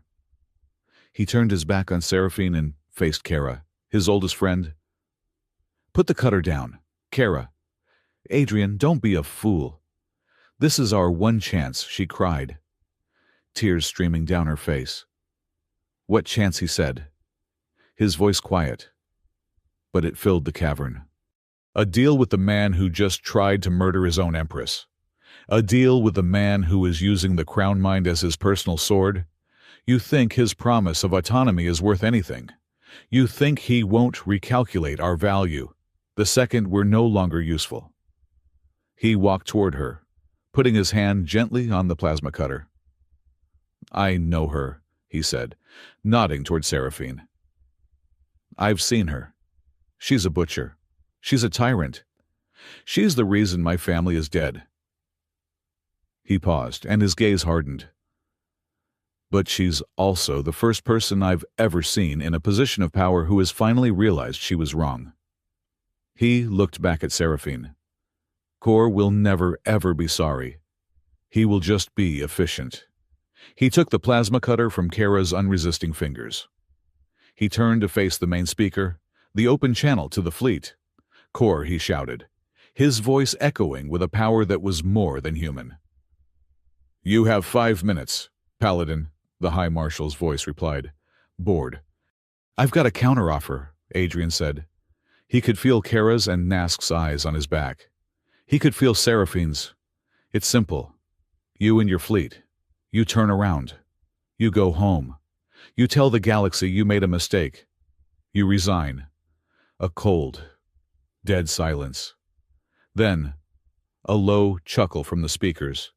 "You are truly an irrational species. A disappointment. And you're a second-rate monster," Adrian shot back, the old, sarcastic plumber returning. But this time, with the fangs of the paladin. "You're not even the original. You're just a bad copy. And if the galaxy has to choose between a queen who knows she was wrong and a bastard who will never be sorry." He walked over to the main station console, the one that had broadcast the trap. He slammed his hand onto its surface. "I know who I'm punching first." The console was dead. But as his hand rested on it, the neural interface port on his neck, the one that matched the one on his datapad, began to glow. The station's ancient, dormant systems recognized their master. "Final chance. Cole." Core's voice boomed. "Sterilization begins in 3 minutes." "Go for it," Adrian said, a wild, dangerous light in his eyes. "But you're not just firing on a dead rock. You're firing on a fully armed Paladin-class battle station, my station." He jammed his neural interface into the console. The world didn't just dissolve. It exploded. He felt the station, every wire, every system, every dormant weapon pod, every ancient generator, flood into his mind. The cold, dark grave woke up. Power surged through kilometers of dead cable. The entire asteroid thrummed. A giant awakening from a 10-year sleep. His mind accelerated. Time slowed down. He could see the fleet in orbit, not as ships, but as data streams. He could see the Crown Mind's logic. A cold, blue web surrounding them. He could see Core, a red, angry node directing it. And he... Adrian Cole, the plumber, the ghost, was a white-hot spark of human chaos, suddenly in command of a fortress. "Kara, Nask," he shouted, his voice strange, layered, echoing with the station's own systems. "Get to the Vagabond. Power up. Prepare for a very messy exit." He looked at Seraphine, the Empress, his enemy, his patient, his responsibility. "And you," he said, a grim smile touching his lips. "Get to the cockpit. Try not to break my ship." "Your Majesty." The station thrummed. A deep, resonant groan as 10 years of dormancy ended in a single, violent second. Adrian was no longer just a man. He was the station. His consciousness, accelerated by the Paladin interface, spread through kilometers of fiber and cable. He felt the ancient plasma generators ignite deep in the asteroid's core. He felt the cold vacuum on the outer hull, and the targeting solutions of the 12 Dominion destroyers locking onto his new body. "Irrelevant!" High Marshal Kor's voice boomed, no longer broadcast, but sent as a direct fleet-wide command that Adrian, now part of the local network, could hear. "The station is a relic. The Paladin is a ghost. Sanitize the area? Full saturation fire?" The space between the fleet and the asteroid lit up. Lances of white-hot plasma, torpedoes, and kinetic rounds slammed into the rock. The station screamed. Adrian felt the impacts, as dull, agonizing blows to his own body. The cavern shuddered, and rock dust rained from the ceiling. "His shields are ancient," Kor's tactical officer reported. "They won't hold for more than 5 minutes. Kara, now!" Adrian yelled, his voice a distorted chorus of man and machine. "Get to the Vagabond Nask. Get the patients strapped in Seraphine. You're with them." "We're pinned," Kara shouted, as a plasma bolt struck the docking bay doors, melting them partially shut. Drones, they're pouring in from a hull breach in Sector 4. Through the station's sensors, Adrian saw them, hundreds of black teardrop-shaped combat drones, streaming into the station's corridors. Their internal logic cold and simple: find the Paladin node, find the Empress, terminate. "I can't fight them all," Adrian gasped, his mind racing at a speed that was burning out his synapses. He was diverting power, raising internal bulkheads, firing ancient, sputtering auto turrets. But it was a losing game. The Crown Mind was directing them, a perfect, predictive swarm. For every drone he killed, 3 took its place, their paths already optimized to his last move. "You can't!" Seraphine's voice cut through his panic. She was at the console beside him, her face grim. "You cannot win a war of attrition against a god machine. You are trying to outcalculate it. You will lose. You have a better idea. Your Majesty," he spat, the station lurching again. "Yes," she said, her eyes intense. "Stop fighting the swarm. Fight the mind. You are a Paladin. You were built for one purpose: to be the logic bomb that breaks the perfect equation. You can interface. You showed me. You can get inside their network." "Inside? That's not a network. It's Crown Mind. It's a strategic super AI. It will shred my consciousness in a picosecond." "Your mind is not logical, Adrian. It's noise." She grabbed his shoulder, her grip like steel. "It's chaotic and human, and it makes no sense. That is your weapon. While you keep it busy, I will deal with the drones. And with Kor. Deal with Kor. He's on his flagship." "He's not," Seraphine said, her eyes glancing at a tactical display he'd brought online. A single, stealth transport was detached from the flagship, accelerating toward the station. "He's coming for me. He needs to kill me himself. His ego demands it. Go. Do not let me down, plumber." He stared at her. This was it. A suicide run for both of them. He gave a short, harsh laugh. "No promises. He closed his eyes. He cut his consciousness free from the station's physical body and, using the station's comm array as a springboard, he leapt. He shot across the void as a stream of pure data, a ghost riding the enemy's own targeting lasers. He bypassed the fleet's outer firewalls, which were designed to stop ships and viruses, not a sentient, augmented human mind. He plunged into the core data stream. The universe vanished. He was in a city of pure, cold blue light. It was a perfect, crystalline metropolis of impossible geometry, stretching into an infinite, ordered horizon. Every building was a data node, every street a process, all humming in a single, perfect, mathematical chord. This was the Crown Mind, and he was a stain, a smear of hot, chaotic, illogical red, like a drop of blood on a perfect diamond. A voice, neither male nor female, but the sound of pure, cold reason, echoed through the crystal city.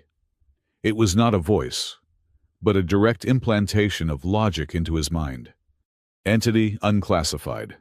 Designation Paladin Cole. Status rogue. Classification noise. I'm more than noise, you overgrown calculator. Adrian thought, his form lashing out, a chaotic tendril of red light. Irrelevant. Your presence is a paradox, a statistical impossibility that must be corrected. Analysis. You are a product of trauma. Trauma is inefficient. Let us review the primary data point. The city around him dissolved, replaced by the blue sky of Cygnus 4. He saw his home. He saw his sister, Alara, age 9, laughing as she ran through a field of synth wheat. Subject Alara Cole. Status terminated. A necessary correction to stabilize a rebellious population. No!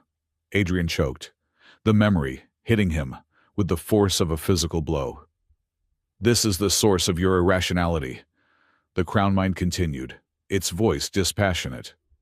You are a damaged node, driven by a flawed, sentimental protocol. Revenge. High Marshal Corps' offer was logically sound. Probability of acceptance.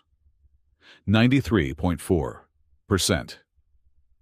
Your math is wrong, Adrian snarled, fighting to hold his consciousness together. Your refusal is the error.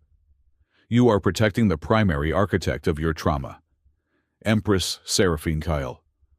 A logical contradiction. The system cannot compute. Good, Adrian breathed, latching onto the word. Contradiction. He stopped trying to fight the AI's logic. He stopped trying to be a weapon. He became what she said. He became the noise. You cannot resolve this equation, the AI stated, its light city beginning to flicker. The perfect blue now tainted with his red. It is a bug. I am the bug, Adrian whispered. He opened his mind. He didn't just project a thought. He projected feeling. He projected the memory of his sister's laugh. But this time, he overlaid it with the burning, agonizing hate he felt for the fleet that had silenced it. He projected the memory of finding Seraphine in the wreck, the cold, satisfying thirst for vengeance. And then, he projected the memory of her face in the clinic, the look in Miri's eyes, the crushing, stupid, illogical weight of his oath to heal. He projected his rage from the docking bay, and he projected his decision to save her. He threw it all at the Crown Mind. Love, hate, vengeance, mercy. The desire to kill, the oath to save. All at once. All directed at the same person. The Crown Mind screamed. The crystal city cracked. The perfect blue light spasmed, turning a sickly, chaotic purple. Logic error, logic error. A node cannot contain mutually exclusive directives. Variable Cole is a paradox. We're human, Adrian roared, his mind a bonfire. We're walking paradoxes, and you can't add us up, does not compute impossible imposse. Adrian pushed with all his might, all his grief, all his rage, all his stubborn, stupid hope. The crystal city shattered. The perfect, infinite metropolis of logic collapsed in on itself, and the voice of the god machine dissolved into a shriek of pure, digital static. At the same instant, on the hull of the sanctuary station, Seraphine was dying. She, Kara, and Nask had made it to the Vagabond's airlock, but Kor's stealth transport had docked, and his elite guard, clad in black, logic-driven armor, had swarmed them. Now it was just her and Kor. Nask was huddled by the airlock, trying to hotwire the door. Kara was behind a strut, firing a plasma cutter wildly. Seraphine was a whirlwind, unarmed in the vacuum. She was still the galaxy's deadliest warrior. She used the zero-G, using the magnetic soles of her boots to pivot off surfaces, her strikes precise and disabling. She disarmed one guard, took his plasma rifle, and used it as a club to disable two more. But Kor was her match. He was younger, faster, and utterly cold. He too wore the phase knife of an Imperial guard. "You are a relic, Empress," he yelled, his voice tinny in her helmet. "You let sentiment near that human disease infect your judgment. You are a bug in the system." "And you," she countered, dodging a deadly lunge, "are a zealot. You've mistaken a calculator for a god?" She was wounded. Her side was bleeding again. She was slowing. He was not. He feinted. She blocked, and he drove his armored boot into her wounded abdomen. She cried out, slamming against a bulkhead. His phase knife was at her throat. "The age of sentiment is over. You are the last bug to be purged." Suddenly, Kor's helmet display flickered. A high-pitched, agonizing squeal filled his comm. He stumbled, clutching his head. "Crownmind, what a status report!" Through his visor, Seraphine saw his eyes widen in panic. "No, it's offline. The fleet, it's blind." He looked at her, his panic turning to pure, murderous rage. This is what you're doing." He raised the knife for the killing blow, and the world turned sideways. A crushing weight slammed Kor against the hull. He grunted, his arm, expecting zero-G, flying wide. He was pinned, as if by a giant, invisible hand. Seraphine, smaller and braced against the bulkhead, was slammed, but not immobilized. She saw it instantly. The station's localized gravity plating. It was active.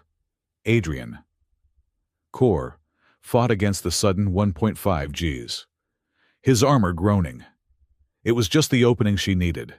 With a warrior's roar, Seraphine drove the jagged piece of a destroyed drone, her last, desperate weapon, up and under Kor's visor, shattering the lens and the skull beneath. His armored body went limp, held against the hull by the artificial gravity. The battle was over. The station's comm crackled to life. It was Adrian. His voice was a bare whisper, thin and reedy. "Did I miss anything?" Seraphine slumped against the wall, breathless, laughing a ragged, painful laugh. "You just ruined the timing of my dramatic counterattack. Plumber."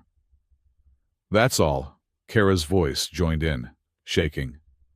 "The fleet, Adrian, the fleet, they're firing on each other, they're blind, they're running." Through the viewport, they could see it. The perfect Aurelius formation was shattered.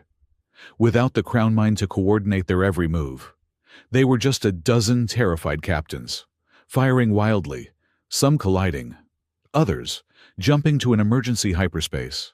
The swarm of drones, their simple logic now undirected, floated dead in the void. They had won. "See," Adrian's voice whispered. "Told you I was good with plumbing." "Adrian." Seraphine's laugh died. "Adrian, talk to me. What's your status?" "Silence." "Cole," she yelled, pushing off the bulkhead and ignoring the agony on her side. "That is an order." "Silence." Nask, get that door open, get it open now. The airlock hissed open. They tumbled inside, Kara and Nask dragging the wounded, but alive. Cregan, Mother, and the old man. Miri was already on the Vagabond. Seraphine ran, her boots clanging on the metal deck, back to the console where they had left him. He was slumped over it, his head on the cold steel. He had ripped the neural interface from his neck. A trickle of blood ran from his nose, his ears, and the raw, smoking socket on his collarbone. He was pale. He was not breathing. "No," she whispered. It was not a word. It was a denial of reality. Nask was there an instant later, his six-fingered hands flying, a diagnostic scanner in one, a stimulant injector in the other. No pulse. Massive neural cascade. He's gone. "No," Seraphine said. It was a command. She shoved the Xylopian aside, placed her hands on Adrian's chest, and began compressions. She was the Empress. She was a warrior. She was not a medic. But she pushed, counting, forcing his heart to beat, her own blood staining his shirt. "Breathe! Damn you!" she snarled, pressing her lips to his, forcing her own air into his lungs. "You do not have my permission to die, Cole. Do you hear me?" His brain flatlines. Nask clicked, holding the scanner. "I do not care," she yelled, and slammed her fist onto his chest. "Live." A single, ragged, agonizing gasp. Adrian's body arched, his eyes flying open, blind and unseeing. A terrible, wordless scream tore from his throat, the sound of a mind that had touched infinity and been burned by it. Then he collapsed, unconscious, but breathing. "He's in neural shock," Nask said, his voice trembling with awe. "He is alive, by all logic. He should be a vegetable or dead." "He's a stubborn, illogical human," Seraphine whispered, her strength failing. She gently touched the blood-matted hair on Adrian's forehead. "It's his specialty." She slid to the floor, pulling him with her, cradling his unconscious head in her lap. The station was groaning, dying around them. "We have to go," Kara said, her voice soft. "The generators are critical." Seraphine nodded. She could not, let him go. She gathered him into her arms, the man who weighed more than she did, the paladin, the plumber, and carried him toward the Vagabond. As the battered freighter blasted out of the dying asteroid, leaving the broken Aurelis fleet scattering in its wake, Seraphine Kale did not sit in the cockpit. She sat in the cold cargo bay, next to the refugees, next to Miri, who was sleeping. She held Adrian's head, her hands, which had commanded armies and killed generals, now just gently brushing his hair from his face. The Empress was gone. The mask was shattered. There was only a woman, staring at the face of the one person in the galaxy who had seen her at her absolute worst, and had still, impossibly, chosen to save her.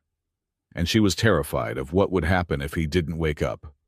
The galaxy held its breath. For the first time in centuries, the cold, predictive, omniscient voice of the Crown Mind was silent. The effect was not immediate peace, but immediate and profound chaos. The Aureli's dominion, an empire built on the bedrock of flawless, instantaneous strategic command, was suddenly, catastrophically, blind. On the bridge of the Indomitable, Fleet Admiral Gorath stared at a console that simply read connection error. His fleet, the pride of the Third Sector, was awaiting orders to engage a pirate armada. Without the Crown Mind, he had no firing solutions, no predictive models, no supply chain logistics. He was just a Xylopian in a very large chair, with no idea what to do next. In the capital world of Aurelia Prime, planetary governors, cut off from the central logic that dictated their economies and defenses, descended into panicked squabbling. And in the dark sectors, the lost fleets, The remnants of the Corps battle group limped in random directions, their internal AI coordinators shrieking into a void that no longer answered. The Empire, lacking its brain, was beginning to spasm. Into this vacuum, a single, weak signal pushed its way out from the Haven spindle. It used an ancient, high-priority emergency code that had not been activated in decades, the Empress's personal override. On the battered Vagabond, now docked precariously in the refugee sector's bay, Seraphine Kale sat at Kara's comm station. She was pale, her side crudely stitched and bandaged, but her voice was pure iron. She was broadcasting to the entire Dominion, to every ship and station still listening. This is Empress Seraphine Kale, by my authority. High Marshal Druvik Kor is declared a traitor to the Dominion and has been removed. The centralized strategic AI known as the Crown Mind is hereby designated compromised and indefinitely offline. In 1,000 command centers, officers stared at their screens in disbelief. "Effective immediately," Seraphine continued, her voice unwavering. "A unilateral ceasefire is in effect. All Aurelius forces, on all fronts, will stand down. All fleets are to withdraw to a minimum distance of 1 million kilometers from any inhabited civilian center, secondary or otherwise. Any commander, governor, or officer who violates this order, who engages in hostile action against any civilian population, will be tried for high treason. There will be no warnings. Order will be restored, but it will be a new order." The broadcast cut. The galaxy, which had been holding its breath, collectively gasped. An empire defined by war had just been ordered to stop. Haven Spindle, once a forgotten speck of rust, became the gravitational center of the galaxy. They came in a slow, cautious trickle, then a flood. First came the Aurelian generals, old warriors, like General Valerius, who had been loyal to Seraphine's father, men who had despised Kor's cold reliance on the Crown Mind. They arrived in sleek, gray destroyers, their crews wary, their faces a mixture of relief and deep suspicion. Then came the ambassadors from the lesser species, Kregan, Xylopians, human envoys from the scattered colonies. They came in battered freighters and diplomatic transports, their faces hard with generations of resentment. They were not coming to negotiate. They were coming to see the tyrant brought low, to pick at the corpse of the empire. And finally, there were the refugees, already on the station, who now walked the corridors with a new, dangerous mixture of hope and rage. The central promenade of Haven Spindle, usually a chaotic market of synth food stalls and black market tech, was cleared. It became the most unlikely political chamber in galactic history, filled with the aroma of fried noodles and ozone. Adrian Cole missed all of it. He slept. He woke up to the smell of antiseptic and the infuriating, melodic clicking of Nask. He was in his own clinic, in his own bed, and for the first time, he was the patient. "Do not attempt to sit," Nask's voice observed. "Your neural pathways are, to use a human term, fried. You have been unconscious for 5 standard days." Sarah." Adrian's voice was a dry croak. His throat felt like sandpaper. "The Empress is busy," Nask said, adjusting a drip. "She has turned your storage room into the temporary capital of the galaxy. It is highly inefficient. There are generals in my sterile field." "Did we—" "You did," Nask said. The Xylopian paused, his large black eyes regarding Adrian with something new. "You broke the Crown Mind. The fleets are in chaos. The Empress has declared a ceasefire." "Ceasefire," Adrian repeated, the word feeling strange. He pushed himself up on his elbows, the room spinning. The neural socket on his collarbone felt like a fresh, raw burn. "So, we won." That is a simplistic human binary, Nask replied. We have survived. The reaction is divided. Your actions have created a schism. How so? Nask glided over to the curtain. He pulled it back. The clinic was full, but not just with the sick. The Cregan mother he had treated was there, sitting with her children. When she saw Adrian was awake, she lowered her head in a deep, respectful bow of gratitude.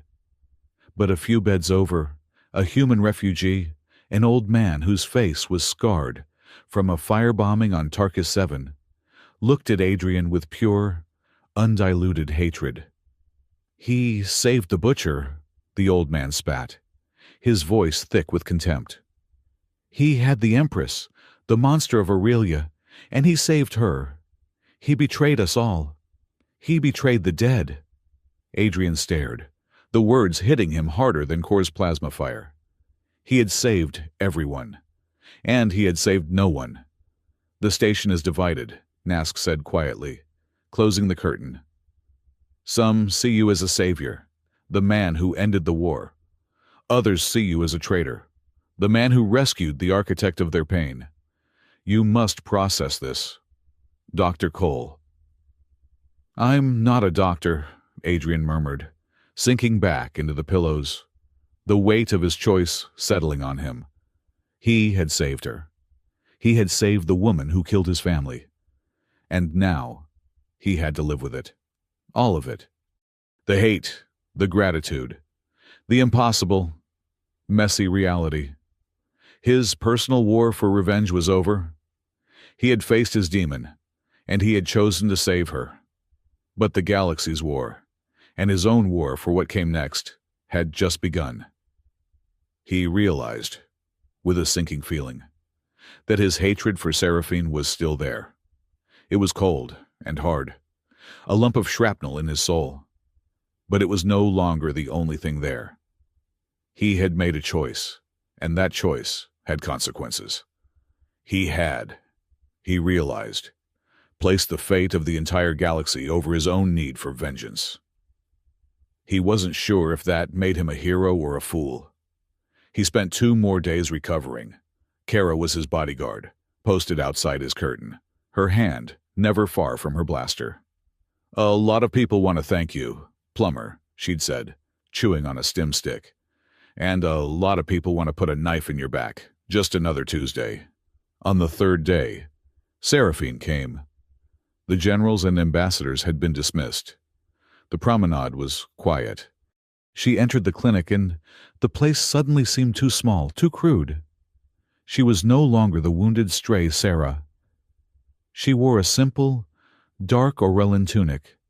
Her hair was bound, and the sheer, unfiltered power of the Empress radiated from her. But her eyes were exhausted. She stood at the foot of his bed. Nask quietly glided out, drawing the curtain, leaving them in a pocket of silence. For a long moment, neither spoke. You're the patient, he said finally, just to break the quiet.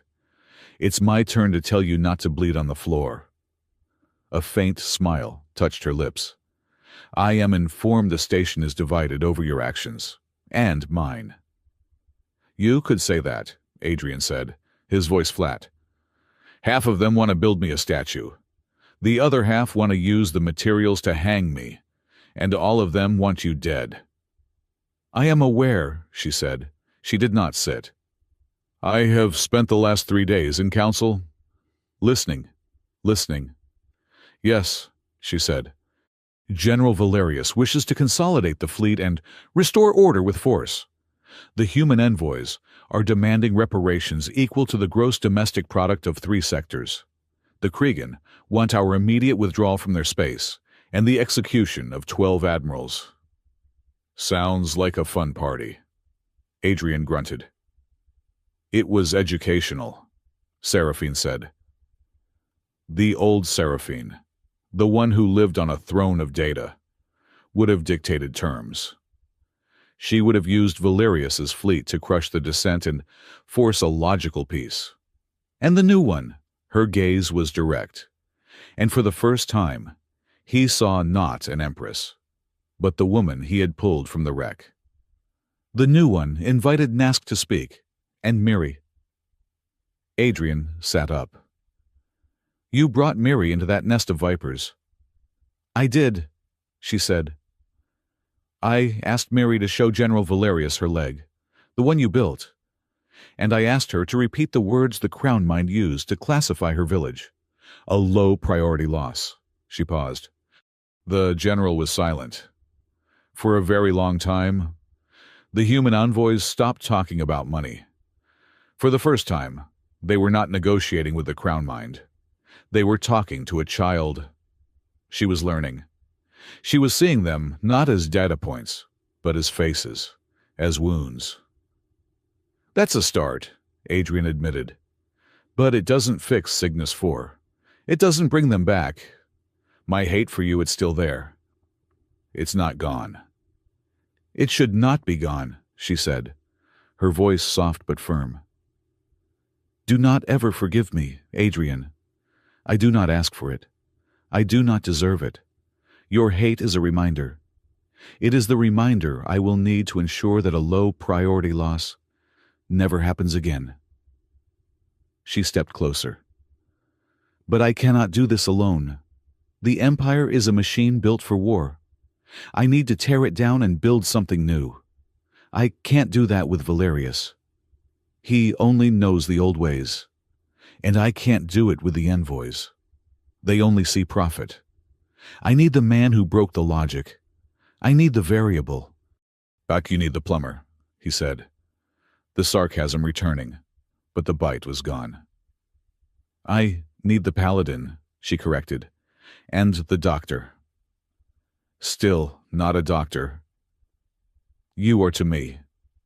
This was the new dynamic. Not prisoner and savior. Not a victim and a butcher.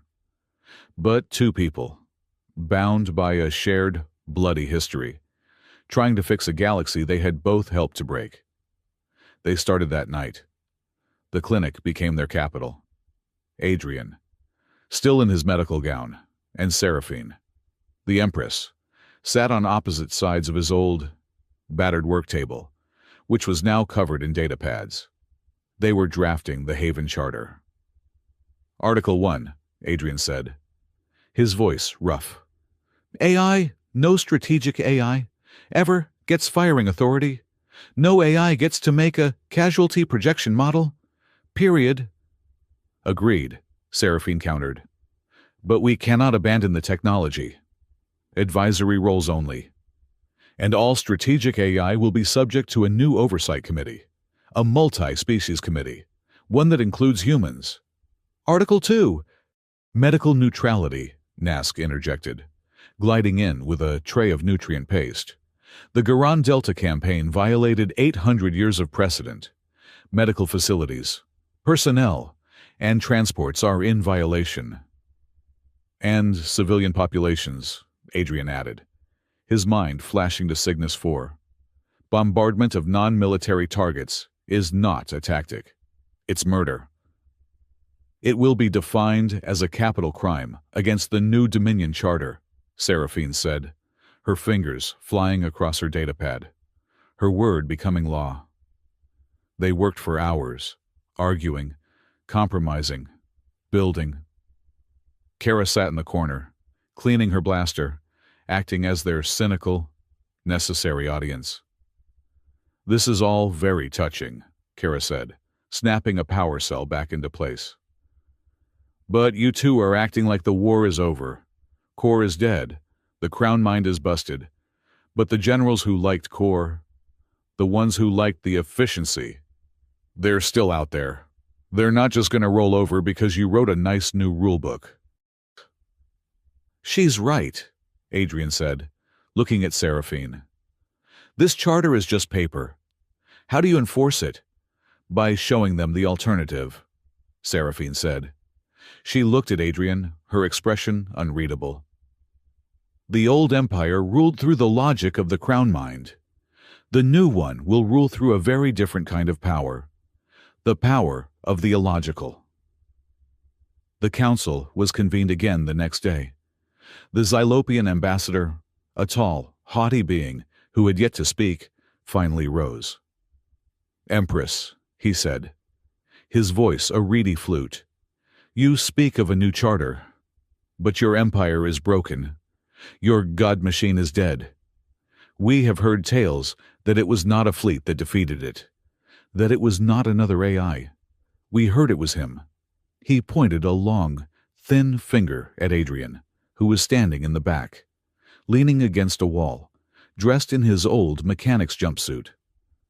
"A single human," the ambassador said, his voice dripping with a fascination that was stronger than his contempt.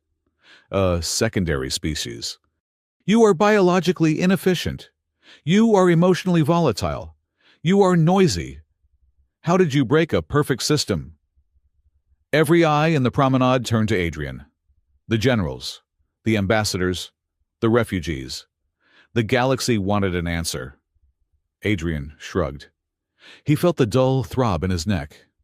"He's right," Adrian said, his voice carrying in the sudden hush. "We are illogical. We are messy. We make no sense." He looked at Seraphine, then at the ambassador. The crown mind was perfect. It saw every variable. It calculated every outcome. But I made one mistake. It calculated that I would, with a 93.4% probability, kill her. He nodded at Seraphine. For revenge, it was the logical move, and it was the right move, according to its data. He pushed himself off the wall. But I didn't.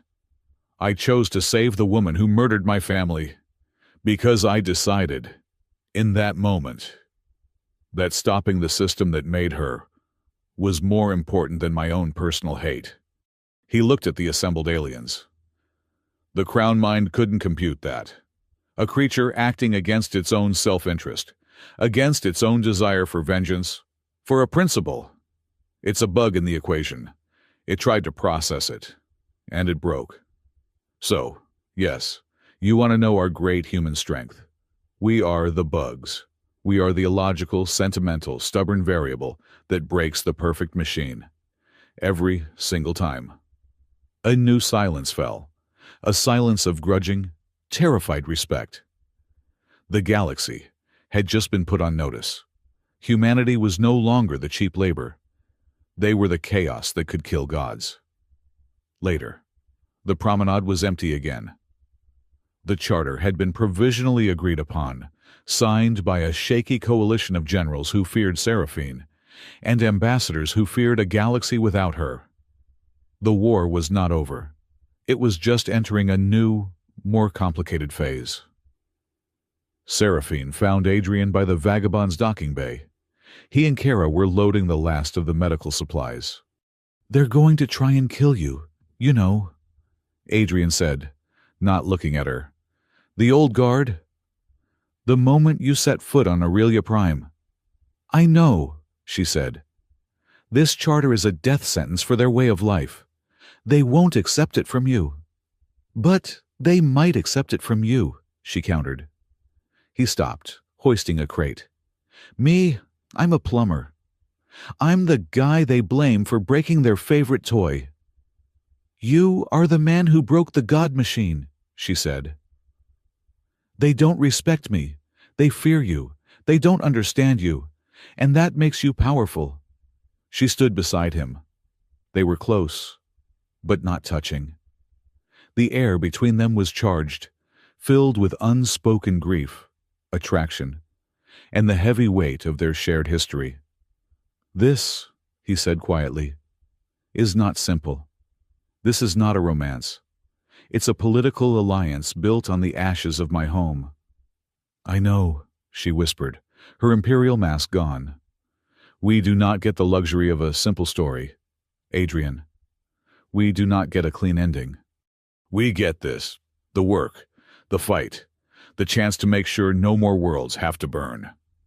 She held out her hand, not as an empress, but as a partner. "Come with me, not as my savior, not as my subject, as my equal. Help me force this new world into existence." He looked at her hand, then at her face. He still saw the Empress who had given the order, but he also saw Sarah, the woman who had woken up in his clinic. He saw the warrior who had fought Kor, and he saw the politician who had put Miri's prosthetic leg at the center of the galactic debate.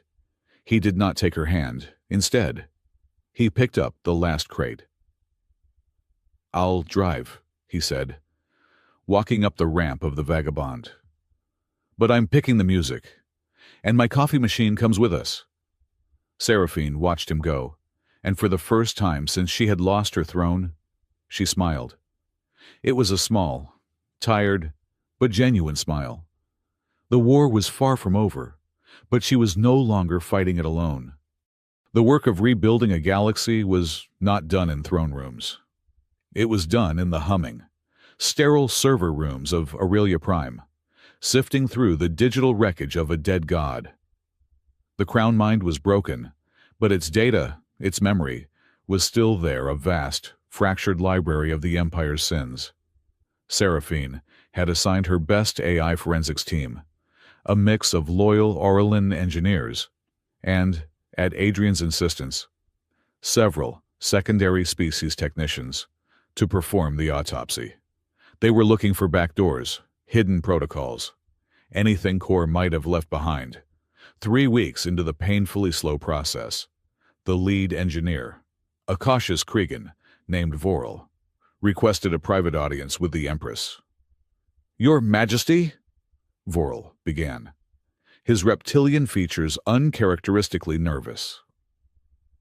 "We were examining the foundational code, the core logic, the very first lines of predictive modeling, written long before it was even called the Crown Mind." "And?" Seraphine asked. She was in her temporary office, a stark, military room, not the opulent throne room of her ancestors. "We found a signature," Vorel said, projecting a line of code into the air. It was elegant, ancient, and written in a long, obsolete human dialect of C++. And embedded within the annotation, a digital Kilroy was here, was a name, a Cole. "This signature appears in the root architecture," Vorel continued, his voice low.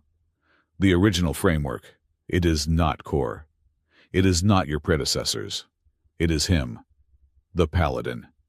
Seraphine felt the blood drain from her face. "That is impossible. He is its victim." "Respectfully, Empress," Vorel said. "This code is the seed from which the entire tree grew. He is not just its victim. He is its source. We can trace the direct lineage from this framework to the logic that executed the Cygnus 4 calculations. The Paladin did not just break the Crown Mind.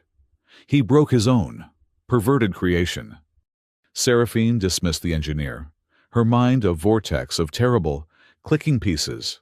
"A Cole." The name echoed. She sealed the room. She accessed the deepest, most classified historical archives, using overrides that had not been touched since her father's reign. She did not search for Crown Mind. She did not search for Cygnus 4. She searched for Cole Framework. The file that opened was over 50 years old. It was from a brief, idealistic period of interspecies cooperation, a joint project between a fledgling human alliance and the Aurelis military. The project's goal, a defensive simulation AI. The author of the core logic was listed, Dr. Adrian Cole, a 22-year-old human prodigy, a genius in theoretical AI and predictive modeling. The file contained a hollow image of him, younger, his face unlined, his eyes brilliant with a fierce, naive optimism, accepting an award. And there, in the project brief, was his own mission statement. The Cole Framework is designed as a purely defensive strategic tool. Its primary function is to run battlefield simulations with a single, overriding goal: the absolute minimization of all casualties, civilian and military. By predicting enemy movements, the framework can propose defensive postures that avoid conflict entirely. Or, if conflict is inevitable, End it with the least possible loss of life. It is my firm belief that logic can be used as a shield, not a sword. This system is designed to save lives, not to take them. Seraphine read on, a cold dread filling her. She saw the notes from her own father, then a young, ambitious general. Framework shows promise. Impressive predictive power.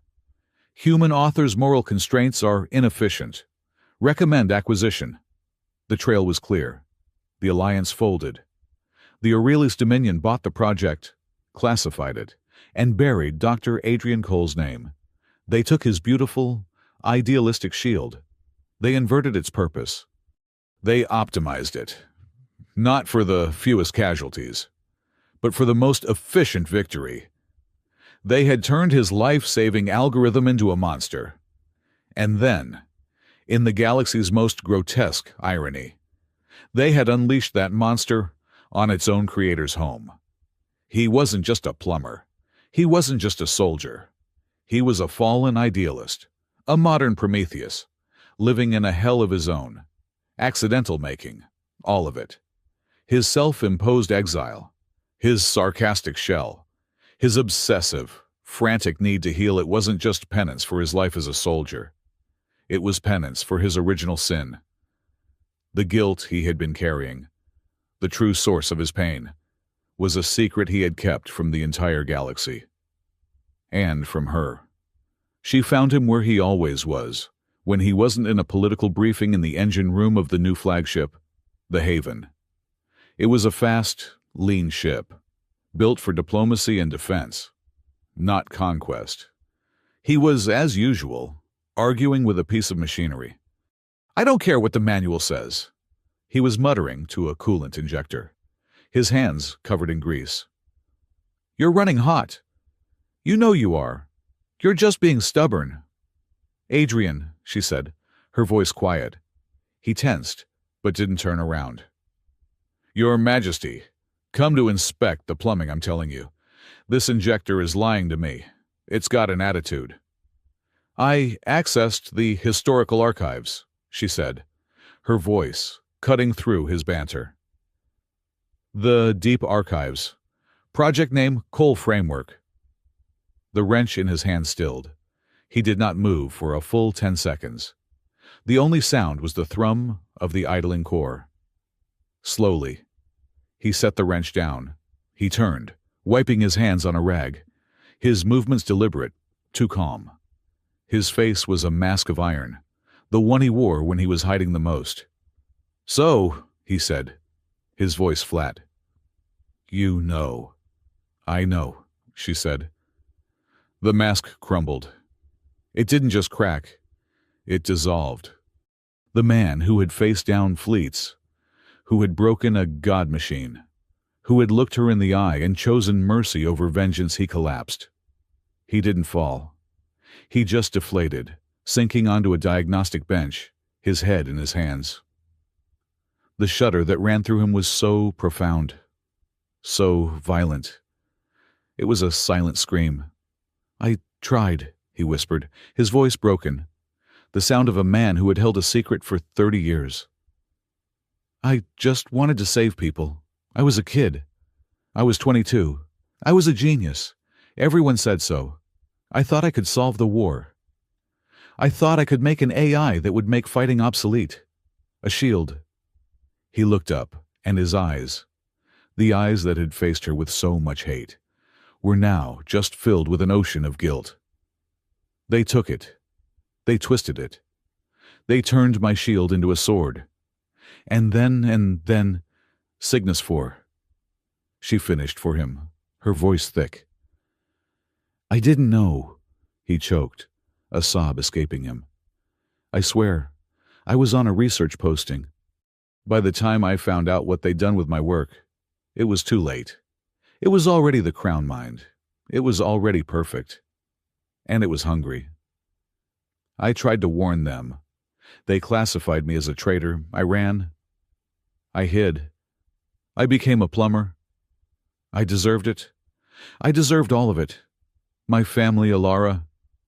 Their blood, it's On my hands. I built the gun. He was disintegrating, right in front of her. The guilt he had carried, the true reason for his self-hatred, was finally out. If they knew, he whispered, looking at the door. If Kara knew, if Nask knew, if the Kregan, the Twi'leks Miri, if they knew the man who broke the crown mind was the same man who built it, they wouldn't just hang me. They would tear me apart, and they would be right. Seraphine watched him, her heart aching. Here was the final terrible piece of the puzzle, the true source of his strength. His stubborn, irrational, human strength. It was born from this, an unbearable guilt and a desperate, lifelong need to atone. She sat next to him on the bench, among the tools and grease. She was the empress of the galaxy, but in that moment, she was just a woman sitting next to the man she loved. The realization hit her with the simple, clean force of a physical blow. She loved this broken, brilliant, stupidly noble man. You are right, she said, her voice quiet but firm. They would. He flinched, as if she had struck him. You have two choices, Adrian, she said, her mind. The strategist's mind. Seeing the path. I can bury this. I can erase the file. I can classify Vorl's report and send him to an ice moon. No one will ever know. We will blame my father. We will blame Kor. We will blame the old system. You will be the hero. The paladin who saved us. Clean. Simple. He was silent, just staring at the floor. Or, she continued, I can tell them. I can tell the galaxy the truth, that our new hero is also our oldest monster, that the man who saved us is the man who doomed us. They will crucify you. You will be the scapegoat for all of it. My sins, my father's sins, Kor's sins, all of it, piled on your head. It would, in its own way, be a clean solution. The galaxy would unite in its hatred of you, and we could build a new future on your grave. He finally looked at her, his face a ruin. Is that what you want? No, she said. I am choosing a third option. The human option. The one that makes no sense. She stood up and held out her hand. We are going to tell them. Seraphine, no. We are going to tell them, she repeated, her voice iron. That Dr. Adrian Cole, the original architect of the defensive AI known as the Cole Framework, has been working tirelessly from the shadows for 30 years to correct the monstrous perversion of his work. We are going to tell them that he was the ghost in the machine, the saboteur who secretly planted the logic bombs that Kor could never find. We are going to tell them that his breaking of the crown mind was not a desperate act, but the final, surgical removal of a cancer he had been fighting his entire adult life. He was staring at her, speechless. But that's not I didn't. It is now, she said. It is the truth we are creating, because it is the essential truth. You made something. It was twisted by evil men, and you have given your entire life, and nearly your mind, to unmaking it. You are not the man who started the fire, Adrian. You are the man who ran back into the burning building, again and again, to pull people out. She was offering him, not just absolution. She was offering him a purpose that was bigger than his guilt. It is the final and most important piece of the Haven Charter, she said. Humanity's greatest strength. It is not that you are perfect. It is not that you are illogical. It is that you have the capacity to look at a galaxy-ending mistake and own it. And then dedicate your life to fixing it. You are not a bug, Adrian. You are the diagnostic and the repairman. He looked at her hand, this empress who had learned mercy from him, and he had learned responsibility from her. He saw the path she was offering. It was not easy. It would be a life of endless scrutiny, of endless work, of forever balancing on the knife edge of his past. But there was no life in hiding. He took her hand, his covered in grease, hers scarred from battle. "The plumbing on this new charter," he said, his voice thick, "is going to be a nightmare." "I know," she smiled. "That's why I'm bringing my best plumber." They did not get a fairy tale ending. The galaxy did not suddenly join hands and sing. The restoration of the Dominion, now rebranded as the Galactic Coalition, was a brutal, ugly, political brawl. The extremist fleets who had followed Kor did not just surrender. They had to be hunted. The victim worlds did not just forgive. They demanded blood, land, and money and trials. But at the center of the storm, on the bridge of the Haven, were the two of them. 6 months later, they were en route to the Kregan homeworld, to the first session of the new Interspecies Tribunal. Adrian was at the navigation console, a data pad in his lap, a scowl on his face. Seraphine was reading a political brief, her expression just as grim. "I'm telling you," Adrian muttered. "The Kregan ambassador, he's going to throw a shoe at me. I can feel it. He's got that shoe-throwing look in his eye." "He will not throw a shoe at you," Seraphine said, not looking up from her pad. "He will throw it at me. I'm the one who signed the Grand Delta Accords." No, I'm the one who built the machine that proposed the Grand Delta Accords. My guilt trumps your guilt. The shoe is mine." "This is not a competition. Adrian," she sighed, finally looking at him, a faint smile on her face. "Everything is a competition," he retorted. "Loser buys the coffee. And my machine is still running on duct tape. So you're buying—" He smiled back. It was a real smile, tired, weary, but real. They stood together at the viewport, watching the blue-white tear of hyperspace. They were not lovers in a traditional sense. They were something more. They were partners. They were each other's conscience, each other's anchor. He was the chaotic, emotional heart that kept her from becoming the cold calculator. And she was the iron-willed strategist that kept him from drowning in his own guilt.